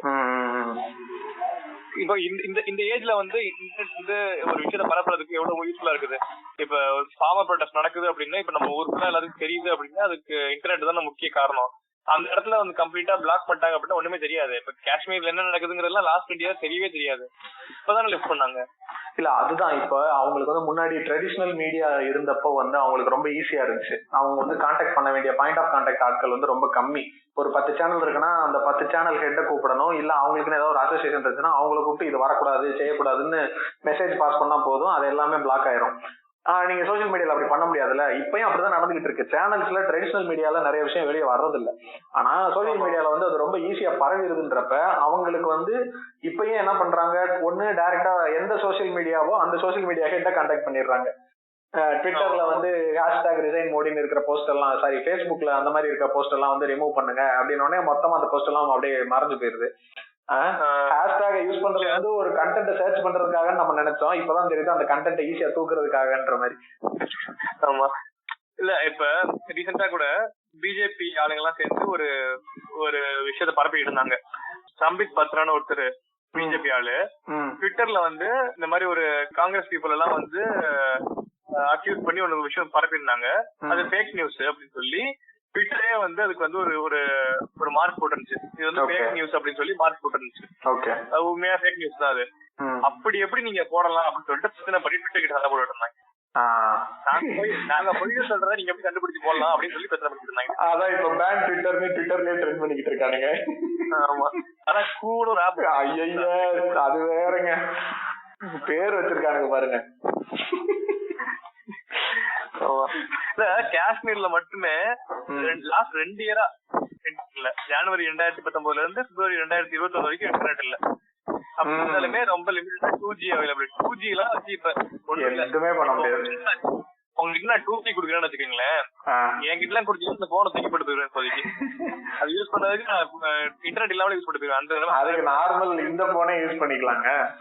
அதேதான் ஆமா. இப்போ இந்த மாதிரி இந்த லைக் இந்த சென்சார்ஷிப் இந்த விஷயங்கள் வந்து ரியல் லைஃப்ல வந்து மாரல் போலீசிங்கா மாறுதோன்ற ஒரு தாட் இருக்கு எனக்கு. இப்போ ஒரு எக்ஸாம்பிளுக்கு சொல்லணும்னா லாஸ்ட் இயர் நினைக்கிறேன் இந்த பெங்களூர்ல சம்யுக்தா ஹெக்டேவோட ஒரு விஷயம் ஒன்று நடந்துச்சுல. அவங்க வந்து ஒரு பார்க்ல வந்து எக்ஸசைஸ் பண்ணப்ப வந்து இது வந்து சில்ட்ரன்ஸ் நடமாடக்கூடிய பார்க், இங்க வந்து நீ இப்படிலாம் ட்ரெஸ் பண்ணக்கூடாது அப்படிங்கறதெல்லாம் இப்ப அவங்க ஒன்னும் அவ்வளவு தப்பா ட்ரெஸ் பண்ணல. அவங்க வந்து அவங்களுடைய அந்த எக்ஸசைஸ் பண்றதுக்குன்னு இருக்கக்கூடிய அந்த சூட் தான் போட்டிருந்தாங்க. அதுல அவ்வளவு தப்பான விஷயங்கள் எதுவுமே இல்லை என்னைய கேட்டா. ஆனா அங்க இருந்தக்கூடிய அந்த கொஞ்சம் வயசான லேடிஸ் அவங்க வந்து இது வந்து இப்படி எல்லாரும் வர்ற இடத்துல இவங்க பண்றாங்க, இது வந்து இது அகைன் அதையும் வந்துட்டு இது வந்து என்ன சொல்றது ஒரு சோசியல் நியூசன்ஸ்ன்ற மாதிரி அதை டேர்ம் பண்ணி அதுக்கு ஒரு பெரிய சண்டை நடந்துச்சு. அதே மாதிரி இப்ப வேலண்டைன்ஸ் டே அப்ப நடக்கக்கூடிய பிரச்சனை இந்த நம்ம இந்த ஒரு பாயிண்ட் ஆரம்பத்துல இருந்து மென்ஷன் பண்ணாம விட்டுட்டோம். இந்த சென்சார்ஷிப் போர்ட்ல இருக்கிறவங்களே நீங்க கூட சொன்னீங்கல்ல கொஞ்சம் வயசானவங்களா இருந்தாங்கன்னா இந்த ஹோமோபோபிக்கான விஷயங்கள் இதெல்லாம் வந்து அவங்களுக்கு வந்து அதை எடுத்துக்க மாட்டாங்க அப்படின்னு. அதுக்கு அவங்க முக்கியமா சொல்ற இன்னொரு காரணம் வந்து இந்த கலாச்சாரம். இது நம்ம கலாச்சாரம் கிடையாது, கலாச்சார சீர்கேடுன்ற இந்த காரணத்தை எல்லாம் சொல்லி கூட பீட் போடுறதோ கட் பண்றதோ எல்லாம் நடந்துட்டு இருக்கு. இதெல்லாம் வந்து இது ரூல்லே கிடையாது. கலாச்சாரம்ன்ற வார்த்தையே எந்த இடத்துலயுமே வரல இல்ல. அப்ப நீங்க அதெல்லாம் எப்படி வந்து ஒரு ஃபேக்டரா கொண்டு வந்து சொல்ல முடியும்? இப்ப அங்க நடக்கிறதுதான் அப்படியே ஜென்ரலா நம்ம சொசைட்டிலயும் நடக்கிறது தானே. இது நம்ம கலாச்சாரம் கிடையாது, இந்த மாதிரி ட்ரெஸ் போடுறதா நம்ம கலாச்சாரம், இப்படியா வந்து இது பண்ணுவாங்க அப்படிங்கிற மாதிரி சொல்லி அது ஒரு மாரல் போலீசிங்கா மாறுறது. அதுவும் சொல்ல போனா அது ஒரு ஈஸி டார்கெட்டா இருக்கிறாங்கல்ல அவங்கதான் வந்து பாதிக்கப்படுறாங்க. எல்லாரும் பாதிக்கப்படுறது இல்ல. இப்போ யார வந்து ஈஸியா வந்து என்ன ஏதாவது ஈஸியா அடிச்சு போடுறீங்கன்ற மாதிரி ஒரு 4 பேரை பிடிச்சு ஓகே இவங்களை பண்ணோம்னா கண்ட்ரோல் பண்ணிக்கலாம் அப்படிங்கிற மாதிரி ஒரு மனநிலையில பண்றாங்க. அதுக்கு இன்னொரு காரணம், இப்ப ஹெச் ராஜாலாம் உங்களுக்கு எத்தனை நாளா தெரியும்? 2015 அப்புறம் தான் தெரியும். அதுக்கு காரணம் வந்து இந்த மாதிரி வந்து ஈஸியா பிடிச்சி இப்போ வந்து எதெல்லாம் பார்த்தா ஃபேமஸ் ஆகலாம் பேசலாமோ அதை பிடிச்சி பேசுறது. இல்லைன்னா அவர் யாருன்னே இது வரைக்கும் யாருக்கும் தெரியாது. ஜோசப் விஜய்னு திடீர்னு பேசுறாரு, ஆன்டி இந்தியன் பேசுறாரு, அதனாலதானே வந்து ஃபேமஸ் ஆகுது. எதை பிடிச்சா வந்து அந்த நெகட்டிவ் பப்ளிசிட்டி கிடைக்கும் தெரிஞ்சு பேசுறாங்க. ஆனா ஒரு அதான் சொல்ல மாதிரி ஒண்ணுமில்லாத சிலரை வந்து நம்ம பெரிய ஆளாக்குன மாதிரி ஆயிருது. இப்ப இது கொஞ்சம் ஆஃப் டாபிக் தான். ஆனா இப்ப ரீசெண்டா பார்த்தோம்னா கொஞ்சம் கொஞ்சமா வந்து தமிழ்நாட்டுல எல்லாம் பாத்தீங்கன்னா டிஎம்கே வெர்சஸ் ஏடிஎம்கேன்ற அந்த ஒரு ஃபேஸே மாறி டிஎம்கே வெர்சஸ் பிஜேபின்னு போய்கிட்டு இருக்கு. முன்னாடி எல்லாம் சண்டை நடந்த ஒரு வாக்குவாதமோ ஒரு கட்சி ஆட்சியில் இருக்கும் போது இன்னொரு கட்சி இந்த மாதிரி வாக்குவாதங்கள் மாற்று கருத்து இது எல்லாமே வந்து டிஎம்கேக்கும் ஏடிஎம்கேக்கும் தான் நடந்துகிட்டே இருக்கும்.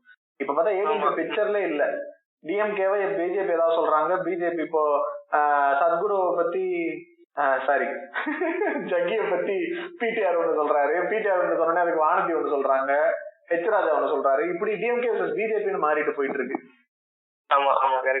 இத வந்து நம்மளையே தெரியாம இந்த பொலிட்டிக்கல் சினாரியோவும் மாறிக்கிட்டு இருக்கு. ஆமா, இவங்க பேசுறதுக்கெல்லாம் ரிப்ளை பண்ணாமலே இருந்துடணும். அப்பதான் வந்து லைம்லைட்டே கிடைக்காம போகும். இல்ல இந்த சென்சார்ஷிப் இன்னும் கொஞ்சம் ரொம்ப எக்ஸ்ட்ரீமா போறப்ப என்ன ஆகும் அப்படிங்கிற மாதிரி சில விஷயங்கள் பேசணும்னு நினைச்சுக்கிட்டு இருந்தேன்.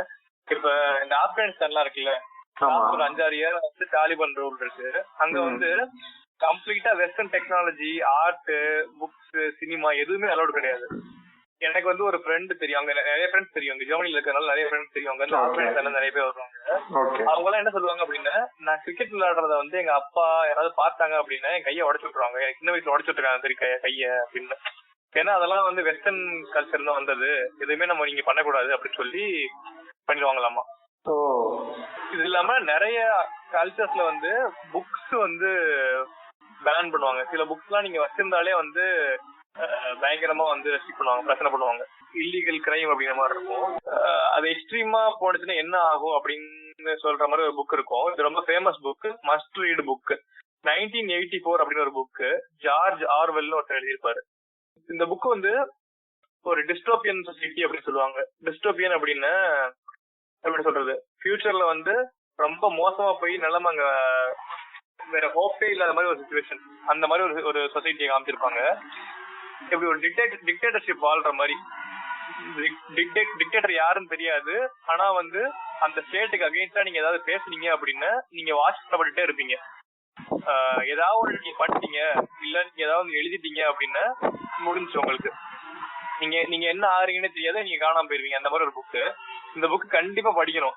இந்த மாதிரி extreme levels of dictatorship, extreme level of censorship என்ன பண்ணும் அப்படின்றதோட எக்ஸாம்பிளா இது இருக்கும். கண்டிப்பா படிக்க வேண்டிய புக் இது.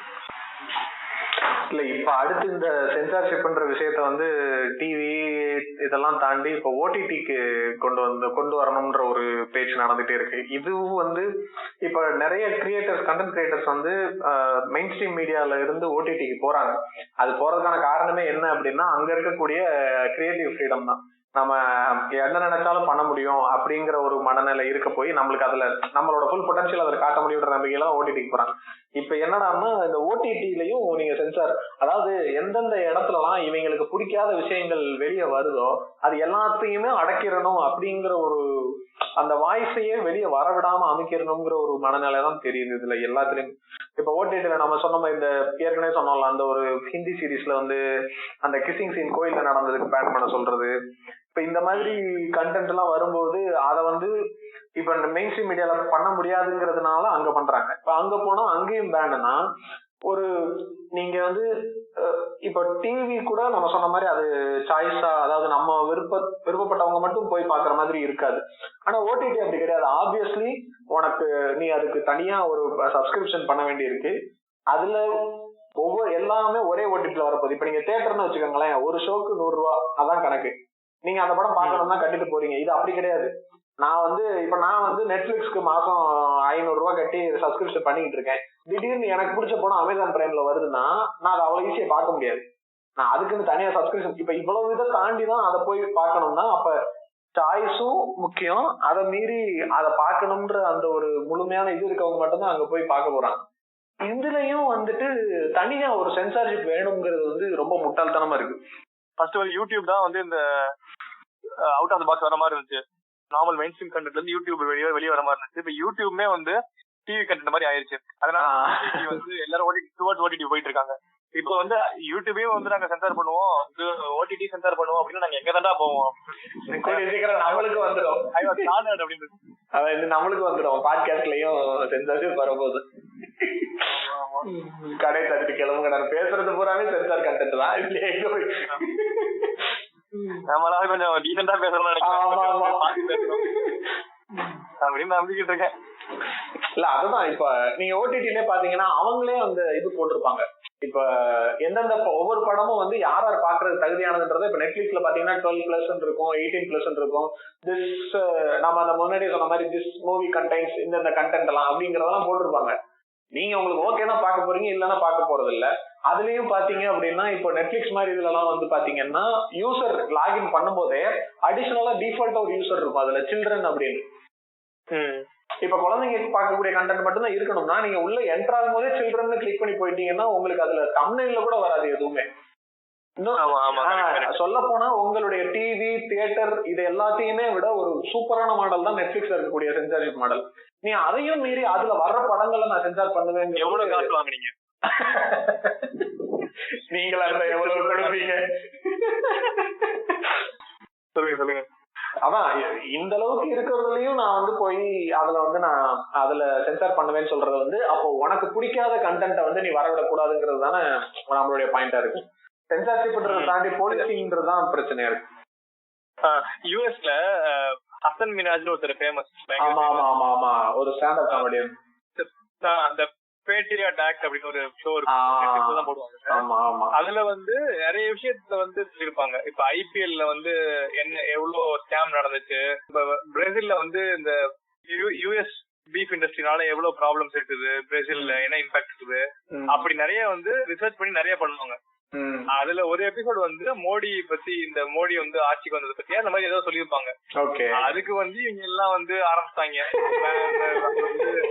இது இந்த பேரு வேற ஹசன் இருக்குதா, உடனே வந்து நீங்க வந்து பாகிஸ்தான் கைகூலி அது இதுன்னு சொல்லி அவர் இந்தியன்ல இந்தியன்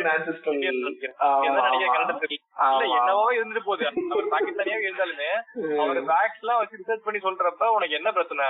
உண்மையான சொல்றாரு அவரு. அதுதாங்க பிரச்சனை. என்னங்க நீங்க உண்மையை பேசுறானா? No no no no no that's not my area. சரி, நம்ம வந்து ரொம்ப நேரமா வந்து சென்சார்ஷிப்னால என்னென்ன பிரச்சனை அப்படின்னு பேசிருக்கோம். சென்சார்ஷிப் இல்லாம இருந்தா என்னென்ன பிரச்சனை வரும்னு நினைக்கிறீங்க? இல்லாம இருக்கிறதுல வந்து அதான் நம்ம சொன்ன மாதிரி அந்த நடுவுல முன்னாடியே சொன்ன மாதிரி அந்த அந்த அந்த அதர் சைட் ஆஃப் பீப்புள் இருக்காங்கல்ல. இப்போ வந்து இப்ப நம்ம சொல்றோம் சோசியலா அன்எத்திக்கலான விஷயங்களை, நியாயமில்லாத விஷயங்களை வந்து போர்ட்ரே பண்ணக்கூடிய விஷயங்கள், அது அந்த மாதிரி விஷயங்கள் வந்து தப்பா இருக்குன்னு தெரிஞ்சாலும் இப்ப இந்த சென்சார்ஷிப் எல்லாம் இருக்கும் போதே அதிகமா வருது. இப்போ அந்த சென்சார்ஷிப் இல்ல அப்படின்னா இது இந்த மாதிரியான ஒரு அஜெண்டாவை ப்ரொபகேட் பண்ணணும்னு நினைக்கக்கூடிய ஒரு பொலிட்டிக்கலான பார்ட்டியோ யாரோ ஒருத்தருடைய இன்ஃபுளுன்ஸ் இருக்கக்கூடியவங்க வந்து எந்த ஒரு ரெஸ்ட்ரிக்ஷனுமே இல்லாம அவங்களால ஃப்ரீயா இது பண்ண முடியுங்கிறது அது ரொம்ப இன்னும் பிரச்சனைக்குரிய ஒரு விஷயமா மாறிடும். எக்ஸாம்பிள் சொல்றேன். 2014-2015 படம் நினைக்கிறேன், தேஷ்பக்த் நாத்ராம் கோட்சே அப்படின்னு ஒரு படம் எடுக்க பார்த்தாங்க. அருமை அருமை. அதுல என்ன அப்படின்னா வந்து கோட்சே வந்து தேஷ்பக்த், காந்தி வந்து ஆன்டி இந்தியன் அப்படிங்கிற மாதிரி ஒரு ஐடியா இருக்கிற மாதிரி ஒரு படம். அத வந்து அந்த டைம்ல வந்து இது பண்ணிட்டாங்க, கேன்சல் பண்ணிட்டாங்க. இதுவுமே மகாராஷ்டிரால மும்பைங்கிறதுனால அப்புறம் அந்த அந்த சீஃப் மினிஸ்டர் யாருன்னு தெரியல, பட்னாவிஸா யாரோ ஒருத்தர் வந்து இந்த டாபிக்ல வந்து இனிமே யாரும் எடுக்க கூடாது, எடுத்தீங்கன்னா அலோவ் பண்ண மாட்டோம் அப்படின்னு சொல்லிட்டு போட்டாரு. சோ இப்ப சென்சார்ஷிப்பே சுத்தமா இல்ல, இந்த மாதிரி கண்ட்ரோலே இல்ல அப்படின்னா இந்த மாதிரி டாபிக்ஸும் வந்து யார் வேணா எடுக்கிற மாதிரி நிலைமைக்கு. இப்ப ஆல்ரெடி வந்து இப்ப இருக்கிற யூனியன் கவர்மெண்ட் வந்து நிறைய பிளான் பண்ணி ஹிஸ்டரி டிஸ்டார்ட் பண்ற மாதிரி பிளான் பண்ணிட்டு இருக்காங்க. Union government. ஆமா யூனியன் ஆன்டி இந்தியன் சொல்லுங்க. பிளான் பண்ணி டிஸ்டார்ட் பண்றாங்க. இப்போ வந்து அம்பேத்கர் அப்ரோப்ரியேட் பண்றது, அம்பேத்கர் வந்து பிராமின்னு சொல்றது, இந்த மாதிரி நிறைய நடக்குது. இப்ப ஹிஸ்டரிய வந்து மாத்தி எழுதுறது, இவங்க எல்லாம் வந்து சவர்கர் வந்து தேசத்துக்காக வந்து ஜெயிலுக்கு போனாரு அப்படின்னு சொல்லி பரப்புறது, ஃப்ரீடம் ஃபைட்டர், இந்த மாதிரிலாம் வந்து ஃப்ரீடம் ஃபைட்டர் ஃப்ரீடம் ஃபைட்டர். ஆமா ஆமா. சோ இந்த மாதிரிலாம் ஒரு பொலிட்டிக்கல் டிஸ்கோர்ஸ ஈஸியா வந்து கன்ஸ்ட்ரக்ட் பண்ணிடலாம், இந்த மாதிரி சென்சார்ஷிப்பே இல்லாம போச்சு அப்படின்னு. இது ஒண்ணு. இன்னொரு விஷயம் என்னன்னா, இப்ப நிஜமாவே பொலிட்டிக்கல் ஃபைட்டர்ஸா இருப்பாங்க, அம்பேத்கர் இருக்கட்டும், பெரியாரா இருக்கட்டும், நிறைய வந்து சோசியல் ரிஃபார்ம்ஸ் எல்லாம் பண்ணிருக்காங்க. அவங்களோட வேலைகளை அப்படியே வந்து ஆல்டர் பண்ணி அவங்க வந்து தப்பான லைட்ல காமிக்கிறதுக்கான பாசிபிலிட்டி. இப்ப 20 படம் இருக்குது. ஆமா, 20 படம் அந்த மூவி நல்ல படம், ஓகேவா, பார்க்கறதுக்கும் இன்ட்ரெஸ்டிங்கா இருக்கும். ஆனா அது வந்து என்னை பொறுத்த வரைக்கும் பர்சனலா பார்த்தா ஏதோ வந்து கலைஞரோட இமேஜ மலைன் பண்றதுக்காக பண்ற மாதிரியே பண்ணப்பட்ட மாதிரியே இருக்கும். இன்டென்ஷன்ஸ் ஆப்வியஸ்லி நம்மளால சொல்ல முடியாது. அது ஒரு ஃப்ரெண்ட்ஷிப், 2 பேரோட ஃப்ரெண்ட்ஷிப் அப்படிங்கிற மாதிரி காட்டியிருப்பாங்க. பட் வந்து நிறைய அந்த படத்துல நம்ம பார்த்தோம்னா வந்து மோஸ்ட்லி கலைஞர் தான் வந்து எம்ஜிஆர் வந்து என்ன சொல்றது சீட் பண்ணிட்டாருங்கிற மாதிரி ஒரு லைட்ல காட்டின மாதிரி தான் இருக்கும். அதான் சொல்றேன். சோ அந்த மாதிரி பிளான் பண்ணி யார வேணா பண்ணலாம் அப்படின்னு சொல்றேன். அவரு மனிதனோட இன்டென்ஷன் தப்பு அப்படிங்கிற மாதிரி நல்லா சொல்ல முடியாது. ஏன்னா அவர் என்ன இன்டென்ஷன்ல பண்ணாரு அப்படின்னு தெரியாது. ஏன்னா அவர் இன்டர்வியூஸ்லயுமே வந்து திராவிடியன் பார்ட்டிஸ் பயங்கரமா புகழ்ந்துதான் பேசியிருப்பாரு. சோ அவர் தப்பா பண்ணிருக்காரு அப்படின்னு நான் சொல்ல வரல. பட் வேற யாராவது வந்து வேணும்னே வந்து அதை இன்னும் கொஞ்சம் எக்ஸ்பிளிசிட்டா பண்ணிட முடியும். இது இல்லன்னா இப்ப அவர் வந்தது நம்ம அப்படி புரிஞ்சுக்கிறோம்ன்ற மாதிரி எடுத்துக்கிட்டா கூட அதவே எய்மா வச்சு எடுத்துட முடியும். இல்ல இன்னொரு முக்கியமான விஷயம் என்ன அப்படின்னா, இப்ப திரௌபதி படம் இருக்குது. அந்த படத்துல வந்து ஒரு வசனம் வைக்கிறாங்க, கம்ப்ளீட்லி வந்து அன்சைன்டிபிக்கா ஒரு விஷயம். ஏதோ மொக்கையா இருக்கும், எனக்கு ஞாபகம் கூட இல்ல. நான் அந்த ஒரு சீன் கூட பார்த்தது இல்ல, மத்தவங்க சொல்லிதான் கேட்டேன். அதான் என்ன இருக்குது,